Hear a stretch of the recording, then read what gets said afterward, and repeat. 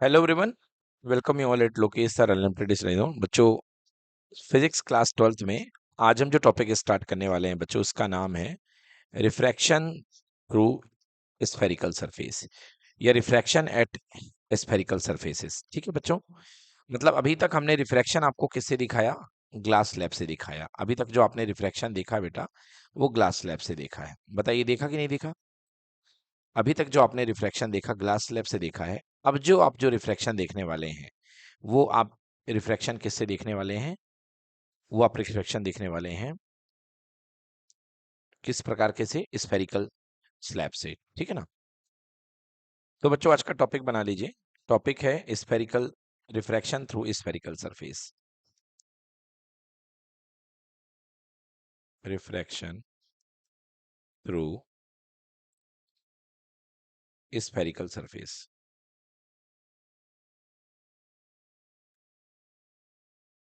Surface. ठीक है बच्चों, तो इसके रिफ्रैक्शन को समझने के लिए सबसे पहले हमें पढ़ना पड़ेगा स्फेरिकल रिफ्रैक्टिंग सरफेसेस को। तो सबसे पहले हम आते हैं स्फेरिकल रिफ्रैक्टिंग सरफेसेस पे। तो बच्चों, ये सबसे पहला टॉपिक हम कवर करेंगे, स्फेरिकल रिफ्रैक्टिंग सरफेसेस। तो स्फेरिकल रिफ्रैक्टिंग सरफेसेस क्या होती हैं? नाम से ही आपको पता है कि स्फेरिकल होंगी, मतलब है किसी गोले का पार्ट होंगी। ये क्या होंगी? किसी स्फीयर का पार्ट होंगी। जैसे कांच का गोला है, उसका पार्ट होंगी, है ना? So refracting surfaces which form a part of a sphere, ऐसी रिफ्रैक्टिंग सरफेस जो किसी स्फीयर का पार्ट बनाती हैं, of a transparent refracting material is called spherical refracting surface. ठीक है? There are two types of spherical refracting surface. एक होता है कॉन्वेक्स स्फेरिकल रिफ्रैक्टिंग सरफेस, और दूसरा होता है concave spherical refracting surface. Clear है बेटा? तो दो तरीके की रिफ्रैक्टिंग सरफेस हैं। सबसे पहले हम स्फेरिकल रिफ्रैक्टिंग सरफेस की बात करते हैं। तो इसके लिए करना क्या है बेटा आपको? इसके लिए आपको एक कांच का गोला लेना है, राइट बेटा? और कांच के गोले को आपको स्पेशल टाइप से काटना है। ठीक ना? कांच के गोले को आपको स्पेशल टाइप से काट देना है। देखिए, तो दो प्रकार की सरफेस निकल करके आएंगी। जैसे मान लीजिए आपने गोला कुछ इस तरीके से काटा, ऐसे। क्लियर हो गया? तो ये जो सरफेस निकल करके आई, कुछ इस तरीके से निकल करके आई। देखिए, ये जो आउटर पार्ट है इसका, ये बोलो बाहर की ओर होगा कि नहीं होगा? आउटर पार्ट बाहर की ओर है। तो बेटा, आउटर पार्ट बाहर की ओर है, मतलब ये रीजन क्या है? आउटर पार्ट उभरा हुआ है। इसको बोलते हैं कॉन्वेक्स। क्या बोलते हैं? कॉन्वेक्स। तो अगर बेटा कॉन्वेक्स वाला पार्ट रेयर मीडियम यानी कि एयर की तरफ है, समझ में आया? तो इसको बोलते हैं हम लोग कॉन्वेक्स स्फेरिकल रिफ्रैक्टिंग सरफेस। क्या बोलेंगे इसको? Convex spherical refracting surface. ठीक है ना? और अगर हमने ये वाला पार्ट ले लिया, ये अंदर वाला पार्ट है ना, तो कुछ इस तरीके से रखा, ये देखिए, तो ये तो हो गया डेंस, क्योंकि कांच के अंदर की चीज है। और ये वाला बाहर का क्या हो गया? रेयर हो गया। अब देखिए, रेयर मीडियम के टच में कौन सा वाला पार्ट है? कॉनकेव वाला पार्ट। तो जो रेयर मीडियम के टच में होता है कॉनकेव, तो इसे हम बोलते हैं कॉनकेव स्फेरिकल रिफ्रैक्टिंग सरफेस। समझ में आया कि नहीं है? यस।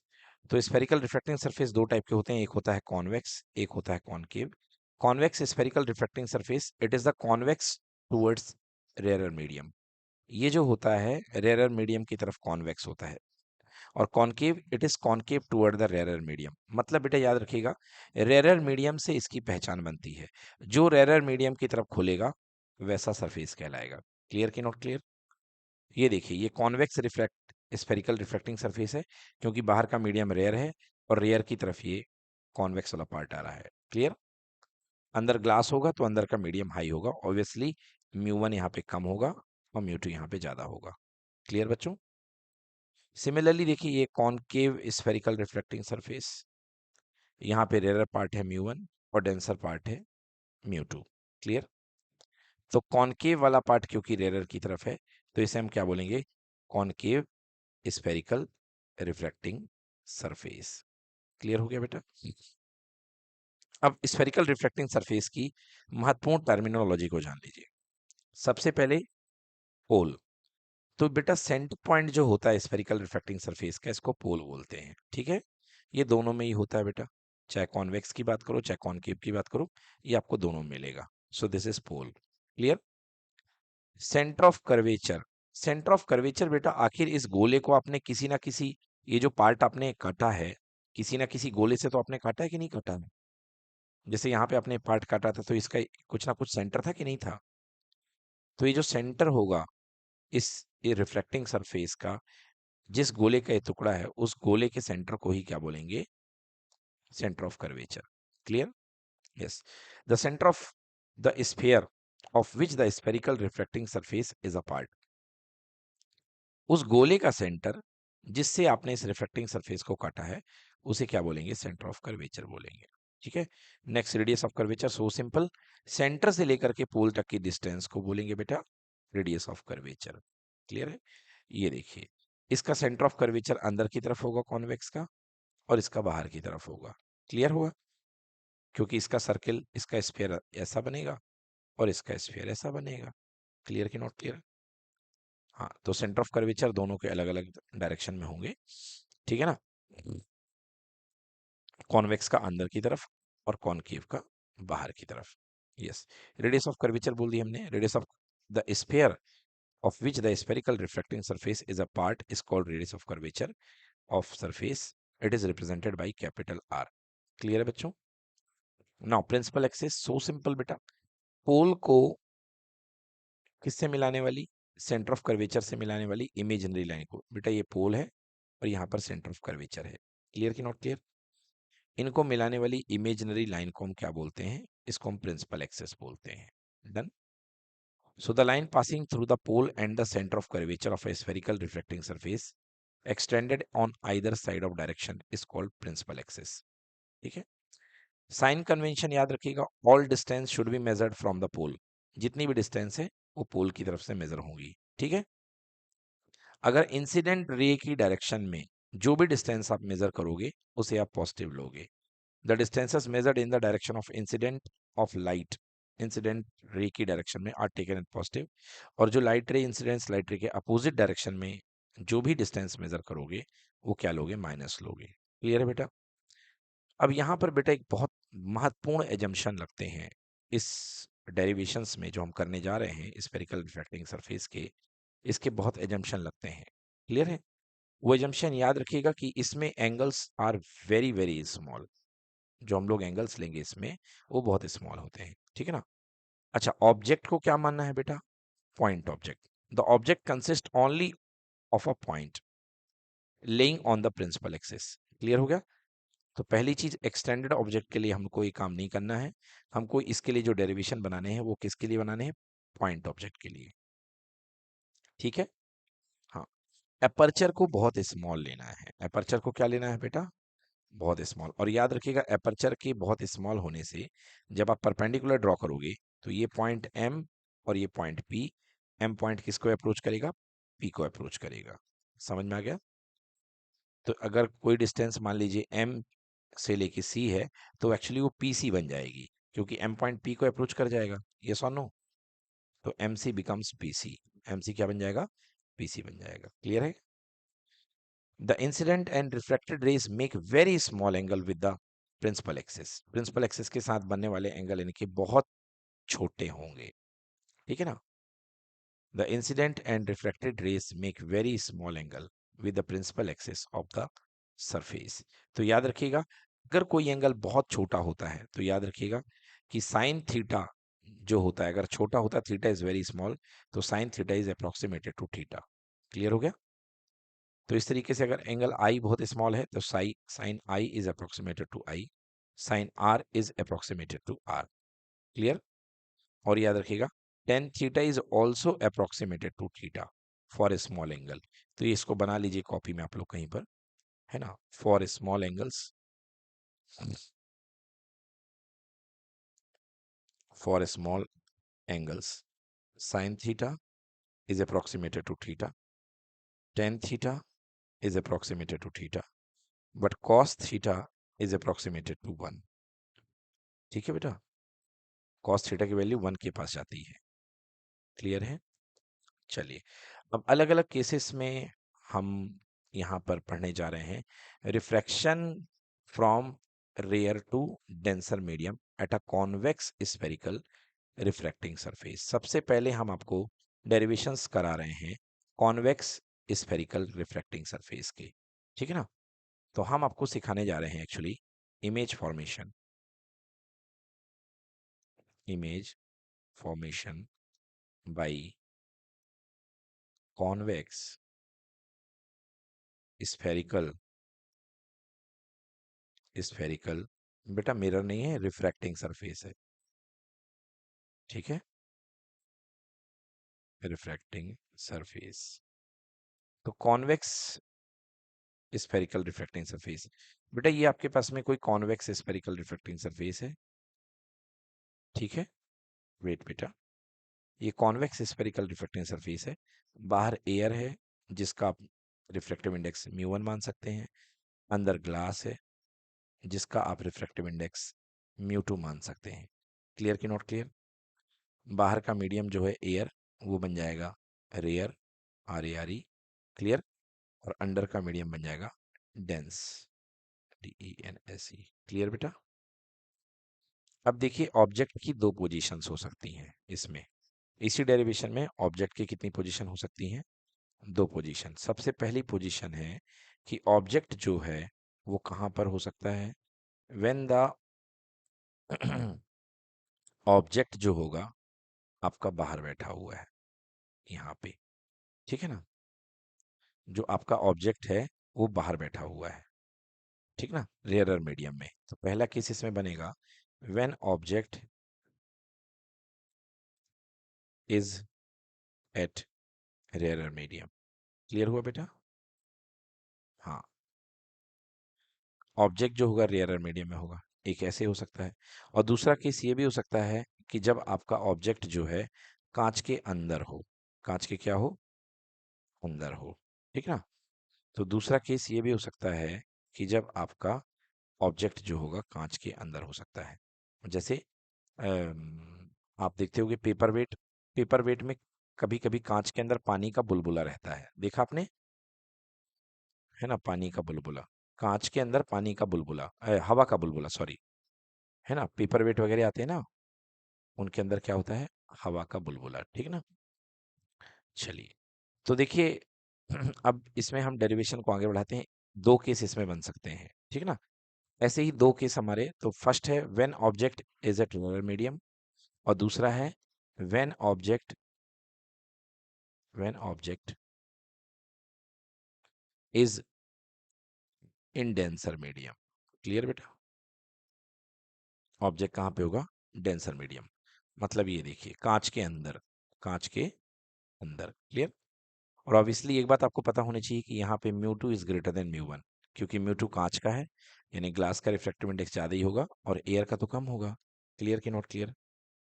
चलिए, तो अब इसके डेरिवेशन से स्टार्ट करते हैं। सबसे पहला डेरिवेशन आता है हमारा, first derivation, refraction from rarer to denser medium at a convex spherical refracting surface. तो पहला टाइप का हमको रिफ्रैक्शन पढ़ना है जिसमें हम रेयरर टू डेंसर पढ़ेंगे। ठीक है बेटा? Refraction from rarer to denser, मतलब ऑब्जेक्ट जो होगा बाहर होगा, तभी तो रेयरर से इमेज चलेगी।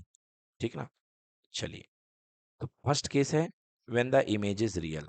तो देखिए बेटा इसमें दो केस बनते हैं, एक रियल इमेज भी बनती है और एक वर्चुअल इमेज भी बनती है। ठीक है ना? तो when the image is real, तो फिर से समझिएगा क्योंकि कंफ्यूजन बहुत हो सकता है। तो फर्स्ट केस हम डेवलप करने जा रहे हैं ये वाले, जब आपका ऑब्जेक्ट जो है बाहर है, व्हेन द ऑब्जेक्ट, क्या लिख सकते हैं? When the refraction from rare to denser. हाँ, ये हमको लाइन बनानी है, refraction from rare to denser. ठीक है बेटा? तो ये हमारी मेन लाइन काम की है, refraction from rare to denser. अच्छे से समझिएगा डेरिवेशन को। एक समझ लेंगे, सारे आपको समझ में आ जाएंगे, बिल्कुल एक ही जैसे हैं। तो चलिए, when the image is real. हालांकि बेटा ये बाद की बात है कि इमेज रियल बनेगी कि वर्चुअल बनेगी, ये तो हमको बाद में पता चलेगा, शुरू में तो हम कह नहीं सकते हैं, है ना। मगर दो केस बनते हैं बेटा, तो इसलिए बताना जरूरी है कि एक बार रियल इमेज ही बनती है, एक बार वर्चुअल इमेज बनती है, ठीक है। तो चलिए, let a spherical reflecting surface X Y. बेटा स्फेरिकल रिफ्लेक्टिंग सरफेस का नाम दे दीजिए, ये वाला पार्ट एक्स है, ये वाला पार्ट वाई है, ठीक है बेटा। हाँ, तो ये हमने स्फेरिकल रिफ्लेक्टिंग सरफेस का नाम एक्स वाई दे दिया। अगर एक्स से वाई तक को मैं जोड़ देता हूँ, तो एक लाइन बन जाएगी जिसको हम बोलेंगे अपर्चर। क्या बोलेंगे? Aperture. Separate rarer medium of refractive index mu one. बेटा बाहर का रिफ्रैक्टिव इंडेक्स म्यू वन समझ लो, और अंदर का रिफ्रैक्टिव इंडेक्स आप क्या समझ लो? म्यू टू, जो कि डेंस है, समझ गए। डेंस को समझाने के लिए हम लिख सकते हैं mu two is greater than mu one, ठीक ना।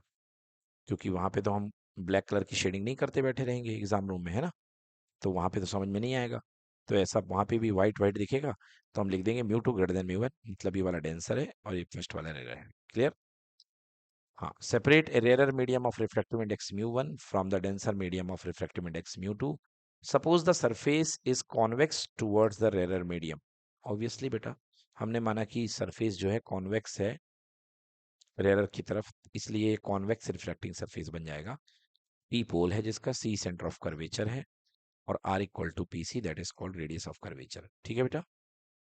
हाँ, तो यहाँ पे इसका सेंटर है बेटा, तो सेंटर से लेकर के पोल तक की डिस्टेंस क्या होगी? आर। क्लियर? हाँ, अभी बाद में बता देंगे आपको कि प्लस आर होगी कि माइनस आर होगी। चलिए स्टार्ट करते हैं डेरिवेशन। अब मान लीजिए यहाँ पर कोई पॉइंट ऑब्जेक्ट आपने रखा, ठीक है ना।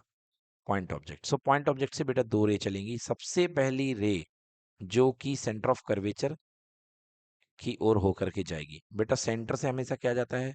सर्कल का नॉर्मल। क्या जाता है? सर्कल का नॉर्मल। जाता कि नहीं जाता?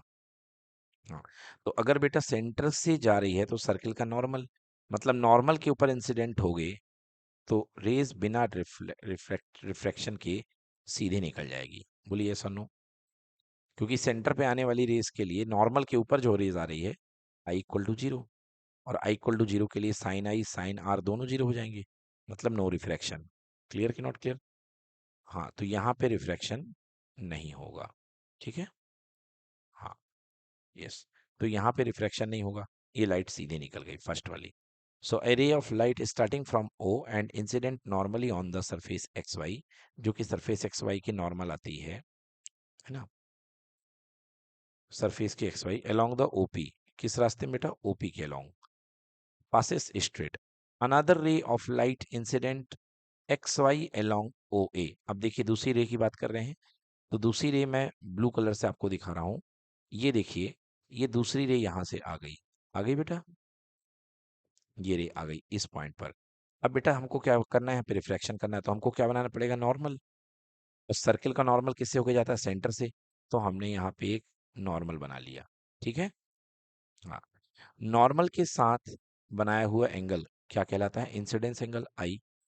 सो this is angle I, right. अब आपको पता है कि रेयरर से डेंसर की ओर जाने वाली रेस नॉर्मल की ओर झुक जाती है, राइट। तो एक्चुअली, यस व्हाट? नहीं, सब में होगा ना, वो तो रिफ्लेक्शन है ना, सभी में होगा। तो रेस को एक्चुअली जाना था ऐसे, बट ये डेंसर में चली गई, तो ये क्या हो जाएगी? नॉर्मल की तरफ झुक जाएगी। झुक जाएगी कि नहीं झुक जाएगी? तो देखिए रेस सीधे ना जा करके नॉर्मल डायरेक्शन में झुक गई। क्लियर हुआ कि नहीं हुआ? रेस जो है हमारी नॉर्मल डायरेक्शन में झुक जाएगी। Any problem? यस। तो रेस जो है जब नॉर्मल डायरेक्शन में हमारी झुक गई, ठीक है ना, तो फिर क्या? ये बन गया angle R, angle of refraction, क्योंकि नॉर्मल के साथ रिफ्रैक्टेड रे का जो एंगल बोलता है वो एंगल ऑफ रिफ्रैक्शन। क्लियर कि नॉट क्लियर? ये बेटा आई है, ये बेटा कितना है? आर है। क्लियर? जो ऑब्जेक्ट है, पॉइंट ऑब्जेक्ट, उसकी इंसिडेंस का एंगल मान लेते हैं हम लोग अल्फा। क्लियर बेटा? और ये जो एंगल है जो नॉर्मल बना रहा है सेंटर ऑफ कर्वेचर के साथ, इसको हम बना लेते हैं गामा, ठीक है ना।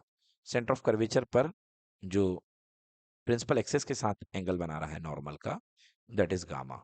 क्लियर हो गया बेटा? तो सारी चीजें हमने यहाँ पे क्लियर कर दी हैं A to Z। I hope आपको सब कुछ समझ में आ चुका होगा। क्लियर है बच्चों? यस। अब आगे बढ़ते हैं। ये देखिए, another ray of light incident on X Y along OA at angle I refracted along AI at angle R। ये AI पाथ में R एंगल पे रिफ्रैक्ट हो जाएगी। बोलो हो जाएगी। और यहाँ पर इमेज का एंगल कितना बनता है? अब इस तरीके से देखिए, दो रेज मिल रही हैं। एक रे जो यहाँ से आई थी और एक रे जो रियल टाइम में यहाँ पे आई है, दोनों टकराएंगी यहाँ पे, तो क्या बनेगा बेटा? इमेज बनेगा। बनेगा कि नहीं बनेगा? और ये एंगल आपने बीटा सपोज कर लिया, ठीक है ना? यस। क्लियर है कि नहीं है? ऑब्जेक्ट तक की डिस्टेंस को हम क्या बोलते हैं बेटा? यू बोलते हैं। और पोल से इमेज की डिस्टेंस को क्या बोलेंगे हम? वी बोलेंगे। क्लियर कि नॉट क्लियर? अब देखिए, रेज जो आ रही हमारी, वो कहाँ से कहाँ आ रही है? लेफ्ट टू राइट आ रही है। ओके। तो जहां भी हम लेफ्ट टू राइट चलेंगे वो डिस्टेंस पॉजिटिव लेंगे, और जहां राइट टू लेफ्ट चलेंगे वो डिस्टेंस नेगेटिव लेंगे। तो ये देखिए, यहाँ पर पोल है ना? तो पोल से ओ तक जाने के लिए हमको कहाँ चलना पड़ेगा? बैक साइड चलना पड़ेगा, मतलब राइट टू लेफ्ट। तो इसलिए यू यहाँ पे क्या हो जाएगा? नेगेटिव हो जाएगा। यू क्या हो जाएगा? नेगेटिव। तो आगे चल के हम माइनस यू पुट करेंगे। क्लियर? बट आर क्या होगा बेटा? आर पॉजिटिव होगा। और वी भी क्या होगा बेटा? पॉजिटिव होगा। क्लियर कि not clear? Yes. So yes, another ray of light incident xy along OA at angle I and refracted along AI at angle R। तो ये जो रे है AI जो है, AI पर रिफ्रैक्ट हो जाती है एंगल R बनते हुए। क्लियर बेटा? Bending towards the normal CAN, the two refracted rays actually meet at I, which is the real image of O। मतलब यहाँ पे दो जो रिफ्रैक्टेड रेज हैं, एक जो आपकी ग्लास स्लैब से सीधे सीधे आ रही थी, और एक जो यहाँ से जा करके मिली है, इस पॉइंट पर क्या बन गया? इमेज आई बन गई। बोलिए क्लियर है? यस। अब देखिए, सारे एंगल आपने बना लिए हैं। एंगल AOM डायग्राम में देखिए, आपने अल्फा ले लिया है, एक एंगल आपने बीटा ले लिया है, एक एंगल आपने गामा ले लिया है। क्लियर कि नॉट क्लियर? अब आप देखिए ध्यान से, हमारे पास जो ट्रायंगल है जिसका नाम है ट्रायंगल OAC। ये देखिए, ट्रायंगल OAC। ये O है, ये A है, और ये क्या है बेटा? C है। क्लियर? तो आप मुझे बताइए कि क्या जो एंगल I है, ये एंगल OAC का एक्सटीरियर एंगल बन रहा कि नहीं बन रहा है? एक्सटीरियर, बाहर वाला एंगल। और आपको पता है कि बाहर वाला एंगल अंदर के दूर वाले दो एंगल के सम के इक्वल होता है, यानी अल्फा प्लस गामा। क्लियर कि नॉट क्लियर? तो I इज इक्वल्स टू कितना हो गया? Alpha plus gamma. क्लियर कि नॉट क्लियर? हाँ। So I is equals to alpha plus gamma हो गया। नंबर वन इसको दे देंगे हम। सो देखिए, फर्स्ट कंडीशन क्या बन गई यहाँ पे हमारे पास में? ये बेटा, I equals to alpha plus gamma. Clear कि not clear? Exterior angle theorem से। अच्छा, एक और एक्सटीरियर एंगल बन रहा है, देखो ध्यान से कहाँ पे बेटा? ये जो दूसरा ट्रायंगल है जिसका नाम है ट्रायंगल ACI, ये वाला ट्रायंगल, ये यहाँ से लेके यहाँ वाला, ठीक है? इस ट्रायंगल में ध्यान से देखिए बेटा, ये जो एंगल है, ये क्या आर का और बीटा का एक्सटीरियर एक्सटीरियर है कि नहीं है? Gamma angle. तो gamma equal to R plus beta होगा कि नहीं होगा?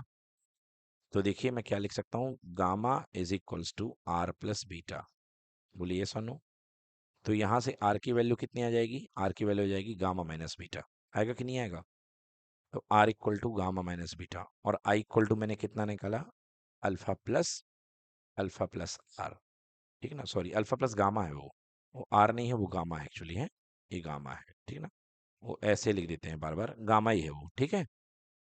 यस। तो ये हो गया अल्फा प्लस आर। क्लियर है? अब स्नेल्स लॉ में देखिए, दोनों लॉ में दोनों चीजें जो मैंने आपको निकाली हैं डायग्राम से, उसको मैं लिखते जाता हूँ यहाँ पे। यस। देखिए, सबसे पहली चीज मैंने क्या निकाली बेटा? जो ट्रायंगल है अपने पास, ट्रायंगल OAC में हमने निकाला, ट्रायंगल OAC में हमने निकाला I equal to alpha plus gamma. निकाला ना बेटा? तो हमने निकाला I is equals to alpha plus gamma. First चीज ये निकाली, क्लियर ना? यस। और दूसरी चीज हमने क्या निकाली? दूसरा ट्रायंगल देखिए आप, दूसरा ट्रायंगल जो है ट्रायंगल ए सी आई, ये जो हमने बहुत कचरा कर दिया, उसमें देखिए ए सी आई में gamma equal to beta plus R होगा कि नहीं होगा? Gamma equal to beta plus R होगा कि नहीं होगा? So gamma is equal to beta plus R, तो आर इक्वल टू कितना हो गया? Gamma minus beta, equation number 2। ठीक है बच्चों, चलिए अब देखिए हम लगा देते हैं बाई स्नेल्स लॉ, हम यहाँ पे स्नेल का लॉ लगा देते हैं। स्नेल्स लॉ क्या हो जाएगा? Mu one mu two equal to होता है sine I upon sine R. बताइए होता है कि नहीं होता? तो वन म्यू टू का मतलब होता है mu two upon mu one equal to sine I upon sine R. तो sine I upon sine R, अब मैंने बताया था कि यहाँ पे एंगल बहुत छोटे छोटे होते हैं, तो sine I is nearly about I and sine R is nearly about R. Clear कि नॉट क्लियर? तो साइन आई को आई रख देंगे और यहाँ पे आर रख देंगे, क्लियर? क्रॉस मल्टीप्लाई कर दीजिए तो mu two R equals to mu one I हो जाएगा। सो म्यू टू आर की वैल्यू पुट कर दीजिए, आर की वैल्यू है गामा माइनस बीटा, है कि नहीं है बेटा? और म्यू वन आई की वैल्यू कितनी है बेटा यहाँ पे? Beta plus R. बोलिए है कि नहीं है? तो mu one gamma minus beta और I equals to alpha plus gamma, तो I is equals to alpha plus gamma होगा ना? हाँ बच्चों हमने गलती कर दी, यहाँ पे आई की जगह अल्फा प्लस गामा रखेंगे ना, क्योंकि आई तो हमने अल्फा प्लस गामा निकाला है, ये so no alpha plus gamma. ये देखिए आई इज इक्वल्स टू क्या लिखा था? अल्फा प्लस गामा, और R equal to gamma minus beta, तो बिल्कुल सही है, ठीक है ना? बोलिए क्लियर कि नॉट क्लियर? इसको पलट करके लिख सकते हैं, यानी कि mu one alpha plus gamma is equals to mu two gamma minus beta. बोलिए यस और नो? ठीक है, तो अभी तक इक्वेशन नंबर 1 लिया, इक्वेशन नंबर 2 लिया, इसे इक्वेशन नंबर 3 ले लिया आपने बच्चों? Okay okay. अब आप जानते हैं कि एंगल का फॉर्मूला होता है, एंगल इज इक्वल्स टू होता है आर्क अपॉन रेडियस। होता है कि नहीं होता है? Angle is equals to arc upon radius होता है। चलिए यदि ये कंसेप्ट नहीं लगा सकते हो तो दूसरा कंसेप्ट लगा दो। मैंने बताया था आपको कि फॉर स्मॉल एंगल्स जो टेन थीटा होता है वो किसको अप्रोच करता है? थीटा को। ये सुनो, दैट इज जो थीटा होगा उसको भी आप टेन थीटा लिख सकते हो कि नहीं लिख सकते हो? तो यहाँ पे जितने भी एंगल हैं सबके सब तो एंगल हैं, तो ये इसको मैं क्या लिख सकता हूँ? म्यू वन, इसे अल्फा की जगह मैं लिख सकता हूँ टेन अल्फा, राइट? गामा को लिख सकता हूँ टेन गामा। क्यों? क्योंकि एंगल जो होता है टेन के इक्विवेलेंट होता है, बराबर होता है, ठीक है? इक्वल टू म्यू टू, है ना? तो पहला हो गया mu one alpha plus gamma, और mu two gamma minus beta, यानी ten gamma minus ten beta. बोलिए ठीक है? अब आ जाइए यहाँ पे म्यू वन टेन अल्फा की वैल्यू, तो अल्फा वाले एंगल में टेन अल्फा निकालेंगे हम, ठीक है ना?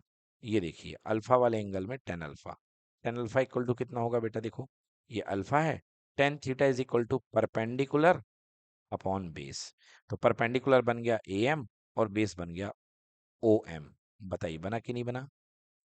तो ये बन गया A M upon O M. Clear है? So A M upon O M कह लो या एम ओ कह लो, बात एक ही है, ठीक है? नाउ टेन गामा, यानी गामा का टेन थीटा, तो देखिए गामा का जो टेन थीटा बनेगा वो कैसे बनेगा? ये गामा है बेटा, है कि नहीं है? तो इसका tan theta equal to perpendicular A M upon base कितना बन गया? सी एम, तो ये बन गया A M by C M. बताइए बिना कि नहीं बना कि नहीं बना? तो A M upon C M हो गया, clear? Equal to mu two tan gamma, फिर से वही रख दो A M upon C M minus ten beta. Clear बेटा? टेन बीटा, देखिए तो बीटा कितना एंगल पे जाएगा? देखिए बीटा ये बैठा हुआ है, तो परपेंडिकुलर हो जाएगा ए एम और ये बनेगा आई एम या एम आई, ठीक है ना? Perpendicular upon base A M upon M I, A M upon M I. बताइए ठीक है?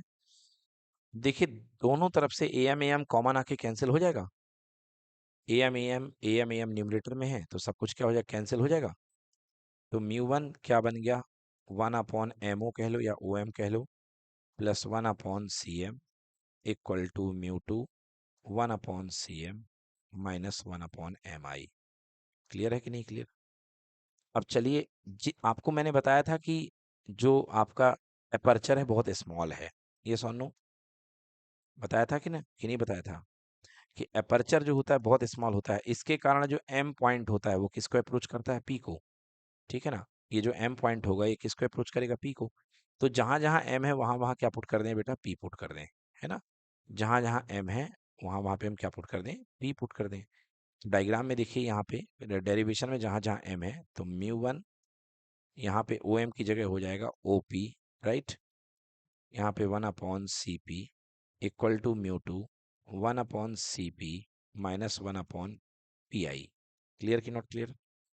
अब आप आ जाइए जल्दी से डायग्राम में। अब देखिए म्यू वन ओपी क्या है बेटा, डायग्राम में देखिए, डायग्राम में ओपी, ये देखो ये ओ है और ये पी है, राइट। ये ऑब्जेक्ट की डिस्टेंस है कि नहीं है? हाँ, क्लियर हुआ कि नहीं हुआ? और जब हम पी से मेजर करेंगे ओ तक को तो क्या आएगा बताइए, निगेटिव यू आएगा कि नहीं आएगा? हाँ, तो ये माइनस यू बनेगा, यानी कि O P equal to minus u. मैं यहाँ लिखते जाता हूँ, O P equal to minus u. ठीक है, तो ये बन गया 1/-यू, राइट। अब देखिए सीपी या पीसी क्या बनेगा, तो यहाँ पे देखते हैं सीपी, ये बेटा सी है और ये क्या है, पी है। तो बताइए क्या ये रेडियस ऑफ कर्वेचर है कि नहीं है? और इंसिडेंट रे की डायरेक्शन में है तो क्या लेंगे हम, प्लस आर। क्या लेंगे बेटा, प्लस आर। तो 1/+r, 1/+r। क्लियर कि नॉट क्लियर? क्लियर कि नॉट क्लियर? और यहाँ पे म्यू टू, ठीक है बेटा, इसकी वैल्यू पुट कर दो। तो म्यू टू की वैल्यू कितनी, 1/cp, अगेन बेटा 1/r। क्लियर कि नॉट क्लियर? सीपी भाई आर ही तो है, सी से लेके पी तक की डिस्टेंस कितनी है, आर है ना। ये देखो सी से लेके पी कितना है, आर है ना। सी मतलब सेंटर ऑफ कर्वेचर। क्लियर कि नॉट क्लियर? और लास्ट क्या बचा हमारे पास में बेटा, पी आई। तो पी आई यानी इमेज तक की डिस्टेंस क्या वी बनेगी कि नहीं बनेगी बेटा? तो पी आई जो कहलाएगा क्या कहलाएगा, वी कहलाएगा, यानी 1/v। और वी भी पॉजिटिव में क्योंकि दाएं तरफ जाना पड़ रहा है, राइट। क्लियर कि नॉट क्लियर? चलिए तो अब इसको सॉल्व कर लेते हैं। देखिए, सो ये mu one upon minus mu one upon u plus mu one upon R equal to mu two upon R minus mu two upon v. बताइए है कि नहीं है? चलिए इसको यहाँ ले आइए। तो यदि इसको माइनस को आप प्लस में लेके जाएंगे तो ये बन जाएगा mu two upon we minus mu one upon you equal to mu two upon R minus mu one upon R. बताइए क्लियर कि not clear? So mu two upon we minus mu one upon you equal to mu two minus mu one by R. हुआ कि नहीं हुआ? तो ये है आपका required derivation, mu two upon we minus mu one upon you equal to mu two minus mu one by R. समझ में आया? So this is the required relation governing refraction from rarer to denser medium at a convex spherical reflecting surface। ठीक है बच्चों, तो ये आपके पास में आ जाएगा mu two upon we minus mu one upon you equal to mu two minus mu one upon R. इसको याद भी कर लीजिए, इसको रट भी लीजिए। Mu two upon we minus mu one upon you equal to mu two minus mu one by R. Clear कि नॉट क्लियर? अब आप जानते हैं कि अगर म्यू वन एयर है, अगर क्या है बेटा, म्यू वन एयर है, तो एयर के लिए रिफ्रैक्टिव इंडेक्स कितना होता है, 1 होता है। तो अगर आप एयर की बात करेंगे, है ना, तो क्या बन जाएगा, देखो फिर रिलेशन बनेगा mu upon v. Mu two को म्यू मान लो क्योंकि दूसरा मीडियम म्यू मान लो, बोलो हाँ। जब पहला 1 बन चुका है तो दूसरे को आप म्यू मान लो। तो क्या बन जाएगा, mu upon we minus 1 upon you equal to mu minus 1 upon R. बताइए होगा कि नहीं होगा? ठीक है ना, क्योंकि सेकेंड मीडियम का हमने म्यू मान लिया, फर्स्ट मीडियम का यू मान लिया। क्लियर बेटा? यस, तो ये देखिए रियल इमेज बन रही थी यहाँ पे, और रियल इमेज में आपके पास में यही फॉर्मूला बनेगा, है ना। सो ये बहुत इंपॉर्टेंट फॉर्मूला है। फर्स्ट वाला पार्ट हमारा कवर हो गया यहाँ पे। ये देख लीजिए formula, mu two upon we minus mu one upon u, जो मैंने आपको बताया यही रिलेशन है। इसे क्या लिख सकते हैं, mu two upon we minus mu one upon you equal to mu two minus mu one by R. बताइए ठीक है। तो ये डेरिवेशन इसी बात का हो गया। ठीक है, तो देखिए बेटा फर्स्ट पार्ट हमारा हो गया, जिसमें हमारी जो इमेज बन रही थी वो क्या बन रही थी, रियल बन रही थी। और रिफ्रैक्शन कहाँ से हो रहा था, रेयर एंड से, है ना, मतलब आपका जो रिफ्लेक्टिंग पार्ट है वो रेयर मीडियम के सामने है। क्लियर। अब आइए सेकेंड टाइप में। सेकेंड टाइप में जब आपकी इमेज बनेगी बेटा वो वर्चुअल बनेगी, when the image is virtual. Okay, हाँ, तो सेकेंड केस में इमेज वर्चुअल बनेगी।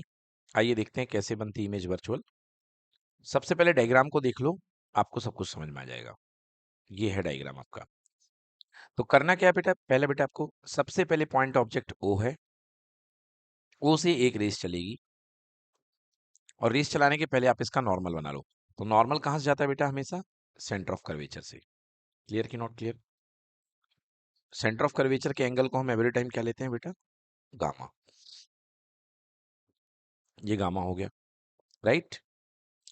अब चलिए देखिए, ये रेस चली यहां से, डन, रेयर टू डेंसर जा रही है ये रेस, है ना।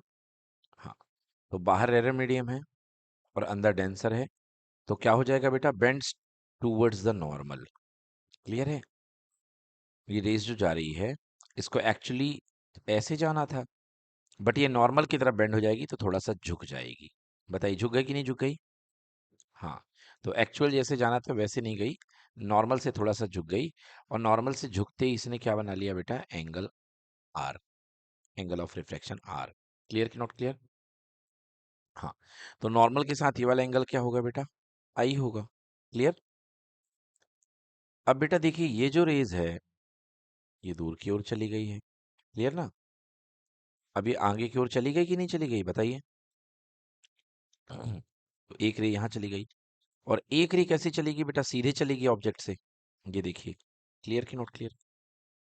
हाँ, तो अब दोनों रेज जो हैं दूर दूर जा रही हैं, तो हमको क्या करना पड़ेगा, हम इसको एक्सटेंड करते हैं पीछे की डायरेक्शन में, ठीक है ना। हम इसको पीछे की ओर एक्सटेंड करेंगे, तो पीछे की ओर एक्सटेंड करने पर हमें क्या मिलेगी, एक इमेज मिलेगी। मिलेगी कि नहीं मिलेगी, क्योंकि दो रेज हो जाएंगी। ओपी को भी हम पीछे की तरफ एक्सटेंड कर सकते हैं, और जहां दोनों रेज मिलेगी यहां पर क्या मिलेगी, वर्चुअल इमेज। क्लियर हुआ कि नहीं हुआ। तो सेम बाकी सारी परिस्थितियां सेम हैं, बिल्कुल वैसी की वैसी हैं, बाकी की सारी चीजें। क्लियर। बट एंगल बदल जाने के कारण, थोड़े से ज्यादा एंगल हो जाने के कारण यहाँ पे आर का, पहले भी रेयर से डेंसर में जा रही थी, अभी भी रेयर से डेंसर में जा रही है। क्लियर कि नॉट क्लियर। बट पहले देखो, रेस ज्यादा मुड़ जाती थी तो अंदर आके यहाँ हिट कर देती थी।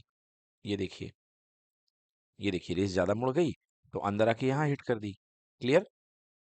और सेकंड केस में यदि रेस ज्यादा नहीं मुड़ पा रही है रिफ्रैक्शन के कारण, तो रेज ऐसे निकल जाएगी, तो वर्चुअल डायग्राम हमारा, वर्चुअल इमेज बनेगा यहाँ पे।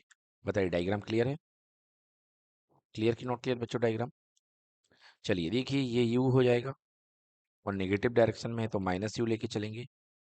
देखिए यहाँ पे v जो है ये भी नेगेटिव होगा, क्योंकि राइट टू लेफ्ट बन रहा है, और ये लेफ्ट टू राइट जा रहे हैं, तो यहाँ भी ये डेंसर आर, आर क्या बनेगा, पॉजिटिव बनेगा। क्लियर। क्लियर कि नॉट क्लियर।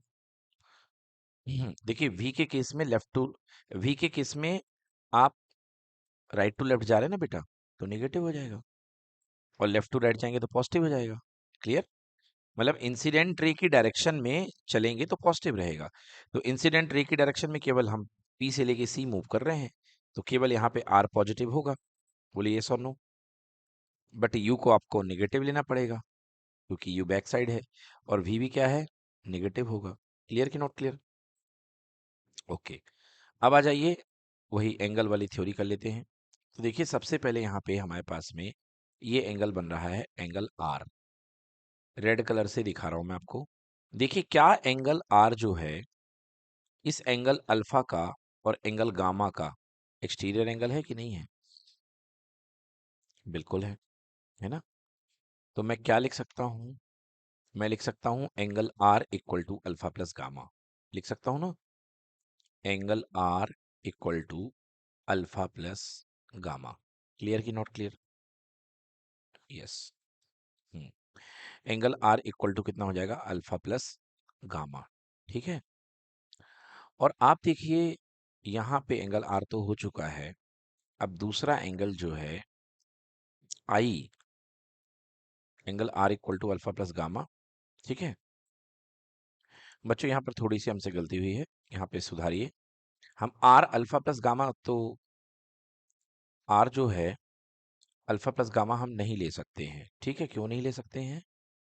क्योंकि जो आर बना है बेटा, वो इस लाइन के एक्सटेंशन पे बना है, इस लाइन के जो आ रही है साइड। ठीक है बेटा। हाँ, तो इसलिए हमारा जो आर है ये इधर वाले ट्रायंगल से बनेगा, बीटा वाले से। ठीक है। यस। तो आर जो हमारे पास होगा वो क्या होगा बेटा? Beta plus gamma. क्लियर?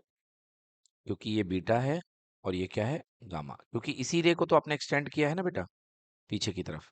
मेरी बात समझिए, जो गलती हुई थी मैं आपको समझा रहा हूं कि भाई यहां पर ये जो आपके पास में जो एंगल आर बना है, आर किसको एक्सटेंड करने पर बना है? मतलब आर के एक्सटेंड करने पर ये इमेज यहां गई ना, कि नहीं गई? मतलब ये साइड पीछे की तरफ गई है। यस और नो? मतलब ये जो जा रही थी रेस, इसी को पीछे करने पर आप आई पर पहुंचे हो कि नहीं पहुंचे हो? आप इससे थोड़ा, इस पे थोड़ा ना पहुंचे हो ऊपर। क्लियर? आप तो आई पर पहुंचे हो। तो जो आर होगा वो किसका किसका एक्सटीरियर होगा? बीटा का और गामा का। क्लियर? तो ये जो हमने अल्फा प्लस गामा लिखा था ये गलत है। हम आर को क्या लिखेंगे? Beta plus gamma. Done. So R equals to हो गया बीटा प्लस गामा। एक बात। हम्म अब दूसरा ट्रायंगल हमको चाहिए है। दूसरा ट्रायंगल देखिए, ये जो एंगल आई है, ये जो एंगल आई है इंसिडेंट रे के साथ, ये पूरा का पूरा, क्लियर ना? ये पूरा का पूरा आई, क्या ये एक्सटीरियर एंगल अल्फा और गामा का है कि नहीं है? तो I is equals to alpha plus gamma. होगा कि नहीं होगा? So R equals to beta plus gamma बता दिया मैंने। ये देखिए, R equals to beta plus gamma. Clear कि not clear? And I equals to alpha plus gamma. Clear कि नॉट क्लियर? दोनों एंगल बता दिया अपन ने, है ना? I equals to alpha plus gamma. Clear कि नॉट क्लियर? नाउ अब पुट कर दीजिए, mu equal to sine I upon sine R. बिल्कुल वही कंडीशन सेकेंड डेरिवेशन की। चलिए यहां से पुट करते हैं। So mu one mu two equals to कितना होता है बेटा? Sine I upon sine R. Clear कि not clear? One mu two equals to होता है sine I upon sine R. So यहां से हम लिख सकते हैं वन म्यू टू को mu two upon mu one. ठीक है।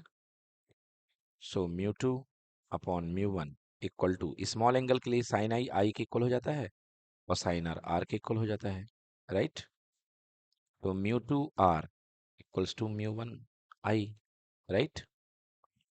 Mu two R equals to mu one I. अब आर की वैल्यू हमने कितनी निकाली है? देखिए अभी आर की वैल्यू हमने निकाली है gamma plus beta. Right? So mu two bracket में gamma plus beta equal to mu one, I की वैल्यू कितनी निकाली है? Gamma plus alpha. निकाली ना बच्चों? ये देखिए म्यू आई की value gamma plus alpha.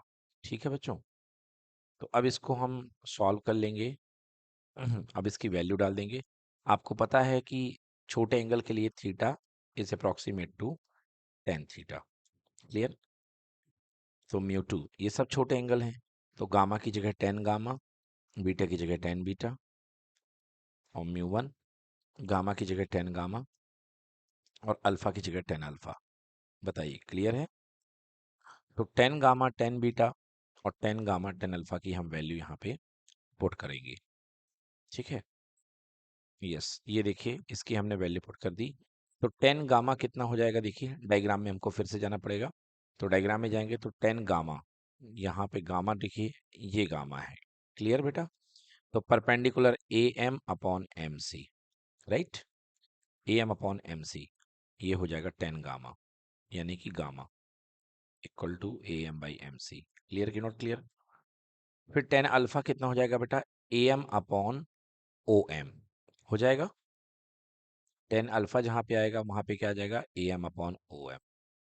Clear बेटा? हाँ, और 10 बीटा कितना हो जाएगा बेटा? A M upon I M, A M upon I M. Clear बेटा? तो ये सारी वैल्यू हमने यहाँ पे पुट कर दी, देख लीजिए, है ना?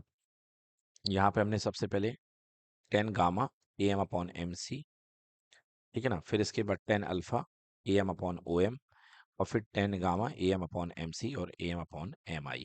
क्लियर कि नॉट क्लियर? दोनों तरफ से ए एम लेके कैंसिल हो जाएगा कि नहीं होगा? हमने ए एम लेकर के कॉमन कैंसिल कर दिया। क्या बच गया बेटा? Mu one 1 upon M C plus 1 upon M O plus mu two 1 upon M C plus 1 upon M I. बचा कि नहीं बचा? अब हमने बताया था कि अपर्चर बहुत स्मॉल है, तो पॉइंट एम जो है किसको अप्रोच करेगा? पी को। तो जहां एम सी है वहां पी सी हो जाएगा, जहां एम ओ है वहां पी ओ, जहां एम सी पी सी और जहां M I P I. Right? Clear हुआ कि नहीं हुआ? तो ये डेरिवेशन यहाँ का पार्ट हम लिख लेते हैं। क्या बचा है बेटा? देखिए यहाँ पे mu one 1 upon P C plus 1 upon P O equal to mu two 1 upon P C plus 1 upon P I. Clear ना? तो सब कुछ सॉल्व करने के बाद यहाँ पे मेरे पास बचा है mu one 1 upon P C plus 1 upon P O equal to mu two 1 upon P C plus 1 upon P I. Right बेटा? चलिए म्यू वन का मल्टीप्लाई कर दीजिए, तो mu one upon P C plus mu one upon P O equal to mu two upon P C plus mu two by P O. Right बेटा? P I. Yes, क्या बेटा? देखिए A M हमने cancel कर दिया था ना ऊपर का। ये देखिए यहाँ पे सबका ए एम कैंसिल कर दिया था, तो 1 अपॉन एम सी बचा था, और फिर एम को पी के अप्रोच कर लिया था, तो एम सी की जगह पी सी हो गया। ठीक है ना? बिल्कुल पिछले डेरिवेशन के जैसे, बिल्कुल वैसे ही है। अब चलिए म्यू वन वाली पार्टी को साथ पीसी की पार्टी में साथ में कर लो। तो mu one upon P O minus mu two upon P I, right? Equal to mu two upon P C minus mu one upon P C. बताइए हुआ कि नहीं हुआ? पी आई है बेटा, ये पी आई। ठीक है? जो एम आई था उसको हमने बच्चों पी आई कर लिया। ठीक है ना? Because M point approaches to P. Clear बच्चों? चलिए, सो इसको हम क्या लिख सकते हैं? इसको हम लिख सकते हैं mu one upon P O minus mu two upon P I. यहाँ से P C 1 upon P C common हो जाएगा, और क्या आएगा? Mu two minus mu one. ठीक है?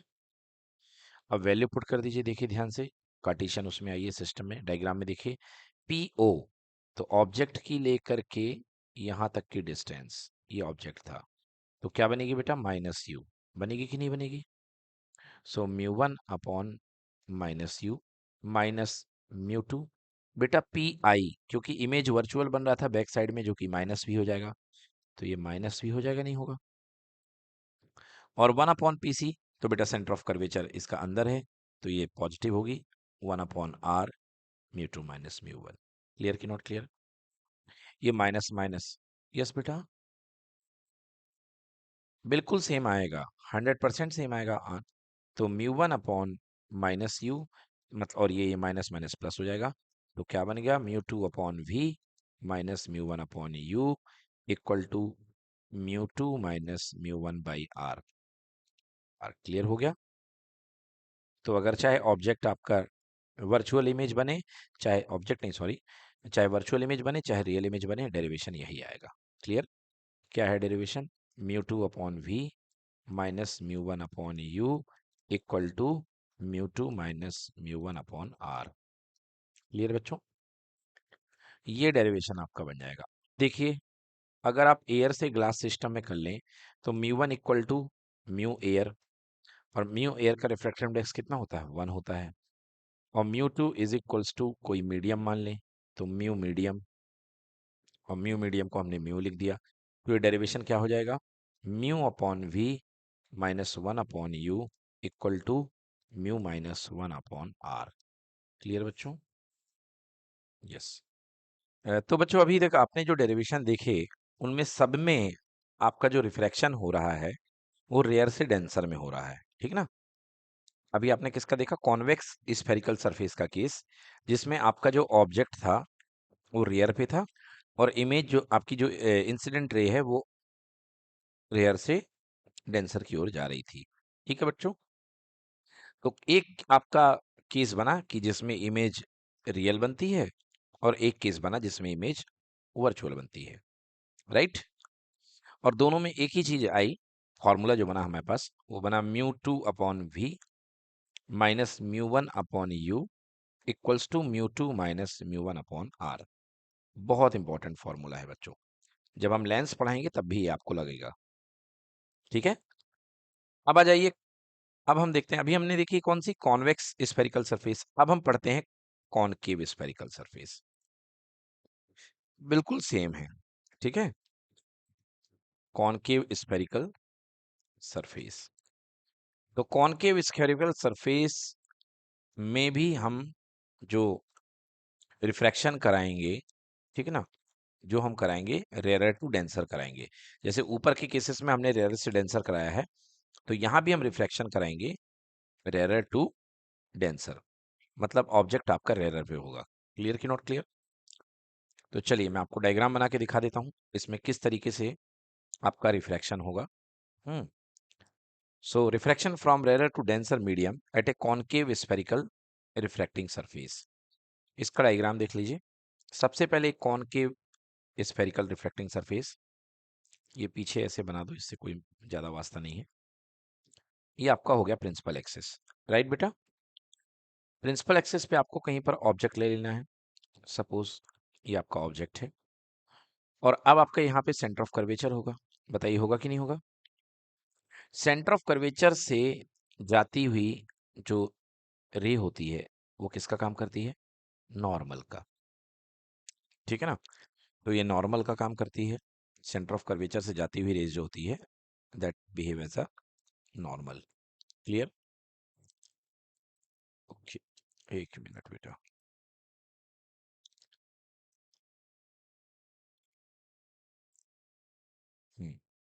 यस।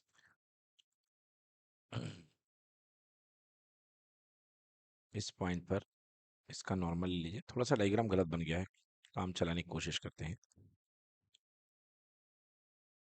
ये बस सही करना है। यहाँ पर समहाउ इसका नॉर्म सेंटर होगा, ठीक है? हाँ, इस तरीके से इसका सेंटर हो जाएगा। सेंटर से ये जो लाइन जाएगी ये किसका काम करेगी? दिस इज नॉर्मल, इसे नाम दे दें एन का। क्लियर है बच्चों? यहाँ पर आपका ऑब्जेक्ट रखा हुआ है बाहर, तो ऑब्जेक्ट से चलने वाली रे, ये देखिए ये इंसिडेंट रे आ गई बेटा। ये इंसिडेंट रे है जो कि ऑब्जेक्ट से चल रही है। अब देखिए कहाँ जा रही है? रेयरर से डेंसर। बाहर का मीडियम रेयरर है, अंदर का मीडियम क्या है? डेंसर है। तो लाइट रे को एक्चुअली जाना तो ऐसे था, इस तरीके से। क्लियर? बट ये क्या हो जाएगी? इधर की तरफ मुड़ जाएगी, bend towards the normal. Clear? तो इसका एक्चुअल पाथ जो होगा ये नॉर्मल से थोड़ी सी बेंड हो जाएगी। तो ये देखिए बेंड हो गई। इसको पीछे बढ़ाइए तो आपको इसकी इमेज मिलेगी। आपने इसको पीछे बढ़ाया तो ये आपको इसकी इमेज मिल गई। क्लियर कि नॉट क्लियर? तो यहाँ पर आपको वर्चुअल इमेज मिल रहा है और हमेशा के जैसे ये एंगल अल्फा, ये एंगल गामा और ये एंगल बीटा। क्लियर कि नॉट क्लियर?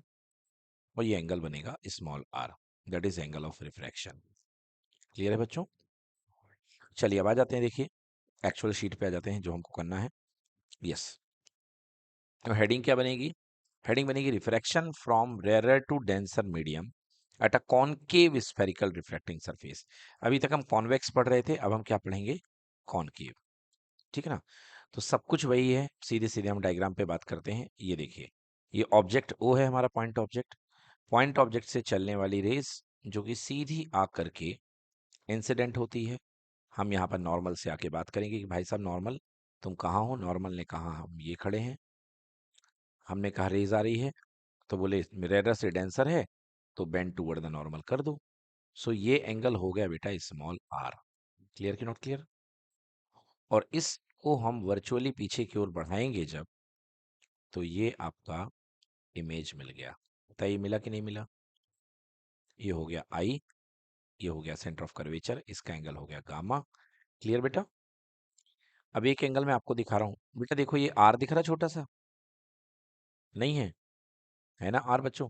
अब अगर ये आर है तो वर्टिकल अपोजिट एंगल से ये भी क्या होगा? आर होगा कि नहीं होगा? क्योंकि ध्यान से देखो, ये भी इमेज वाली रे और नॉर्मल, और ये भी बाहर क्या है? इमेज वाली रे और नॉर्मल। तो जब ये आर है तो ये भी क्या होगा? आर होगा। और ये कंप्लीट एंगल बड़ा वाला क्या होगा? आई होगा। ठीक है? तो सारे एंगल हमारे पास आ चुके हैं। क्लियर कि नॉट क्लियर? अब डायग्राम को थोड़ा देख लो। तो डायग्राम में जो हमारे पास में एक ट्रायंगल बन रहा है, देखिए ध्यान से, ट्रायंगल ओ ए सी। ठीक है? तो यहाँ पे देखिए ये जो एंगल गामा होगा, वो ये वाला एंगल आई और इस एंगल अल्फा के सम के इक्वल होगा।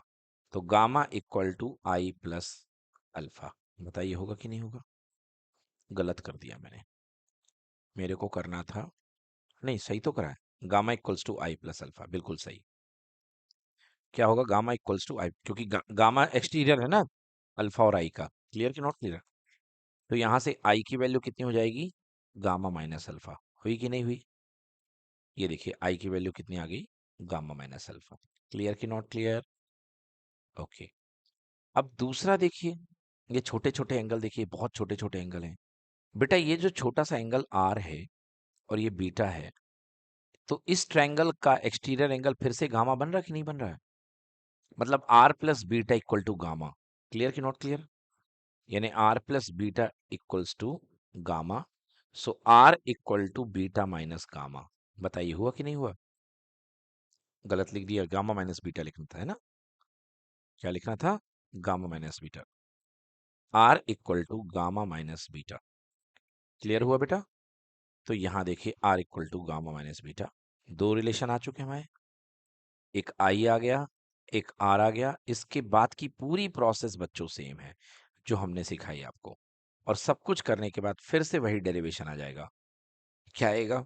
Mu two upon we minus mu one upon U equals to mu two minus mu one by R. Clear हुआ?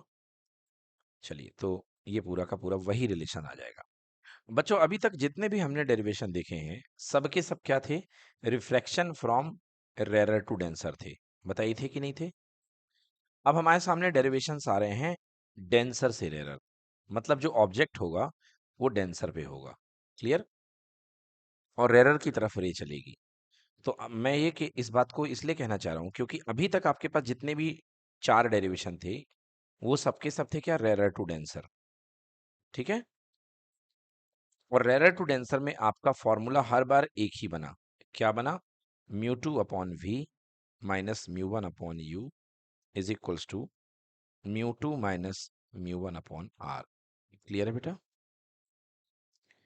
अब आपको एक काम करना है डेंसर टू रेरर के लिए। केवल एक ट्रिक मैं आपको बता रहा हूं कि अब आपके डेरिवेशंस जो बनेंगे वो कैसे बनेंगे। बेटा जहां म्यू टू है वहां पे म्यू वन कर दो, और जहां म्यू वन है वहां पे म्यू टू कर दो। क्लियर हो गया? तो डेरिवेशन बनेगा mu one upon we minus mu two upon U equals to mu one minus mu two by. समझ में आया कि नहीं है?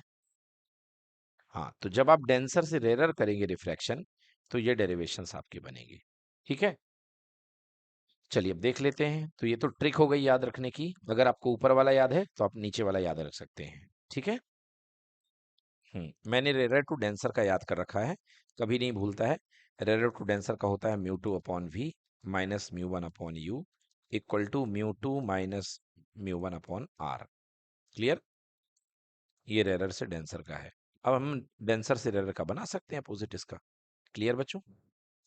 चलिए देखिए, अब रिफ्लेक्शन स्टार्ट करते हैं। तो at a convex spherical surface, कब? Denser to rarer. ठीक है? मतलब अब आपका जो ऑब्जेक्ट है डेंसर में बैठेगा। तो ये देखिए वही, कोई पेपर वेट है आपके पास में, अंदर बुलबुला हवा का, तो वो क्या हो गया, ऑब्जेक्ट हो गया। क्लियर हो गया बेटा। ये एंगल अल्फा है, रेज जाएंगी बना करके, ये नॉर्मल हो गया बेटा। नॉर्मल से कितना एंगल बनेगा बेटा, I, angle of incidence. Clear. तो डेंसर से रेयरर मतलब bending away from the normal. और ये देखिए इसकी इमेज बन गई। This is R. हुआ आर कि नहीं हुआ, ये बीटा हो गया और ये गामा हो गया। क्लियर बच्चों। अब देखिए सबसे पहले क्या बनेगा बेटा, हमारे पास में हमको देखना है कि एक्सटीरियर एंगल किस में लगेगा। तो ये जो आया है एक्सटीरियर एंगल, ये वाला आर वाला, वो किस में बनेगा, इस छोटे वाले ट्रायंगल में बनेगा। राइट। तो मैं क्या लिख सकता हूँ, R equal to gamma plus beta. Yes और no, R equal to gamma plus beta. बताइए होगा कि नहीं होगा। तो ये देखिए यहाँ पे आर इक्वल्स टू, एक मिनट बेटा, हाँ, R equals to gamma plus beta. Clear. बिल्कुल सही। ये थोड़ा सा कंफ्यूज कर देते हैं, इनका सिंबल आर का भी वैसे ही है और गामा का भी वैसे ही है, तो हल्का सा कंफ्यूज हो जाता। तो R equal to gamma plus beta. Clear. Okay. Yes. तो यहाँ पे हो गया। सेकंड जो है, गामा जो बनेगा, एक्सटीरियर एंगल बनेगा आई और अल्फा का। तो gamma is equals to I plus alpha, यानी I equals to gamma minus alpha. बताइए बनेगा कि नहीं बनेगा। तो ये देखिए I equals to gamma minus alpha. तो मैं इसको अच्छे से लिख देता हूँ, I equals to gamma minus alpha and R equals to gamma plus beta. ठीक है बेटा। तो बस हमारे बन गए हैं दोनों चीजें, R equals to gamma plus beta and I equal to gamma minus alpha. बस इसके बाद पूरा का पूरा वैसे ही करना है, mu two upon mu one equal to sine I upon sine R, पूरा वैसे करते गए। ए एम से एम कैंसिल किया, वैल्यू पुट करी, और इसके बाद हमारा डेरिवेशन क्या आ रहा है देखिए, जस्ट अपोजिट, है ना, जस्ट अपोजिट आ रहा है उसका जो हमने बताया था। वहां पे क्या था, mu two upon we minus mu one upon you equal to mu two minus mu one upon R. मैंने क्या बताया, यहाँ म्यू टू की जगह म्यू वन कर दीजिए, तो यहाँ पे बन जाएगा mu one upon we minus mu one की जगह mu two upon you equal to mu one minus mu two by R. देखिए क्या मैच कर रहा है ये, बिल्कुल वही है। ये देखिए minus mu two upon U बैठा हुआ है, माइनस प्लस का म्यू वन अपॉन वी बैठा हुआ है, equal to mu one minus mu two by R. Clear कि नॉट क्लियर।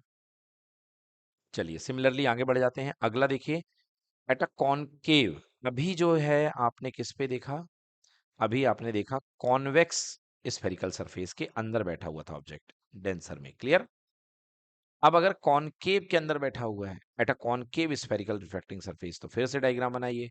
ये ऑब्जेक्ट है, ये एंगल अल्फा बन गया। राइट। यहाँ पे क्या सेट हो जाएगा, नॉर्मल सेट हो जाएगा। ठीक है बेटा। ये एंगल गामा बन जाएगा, सो ये एंगल आई बन जाएगा।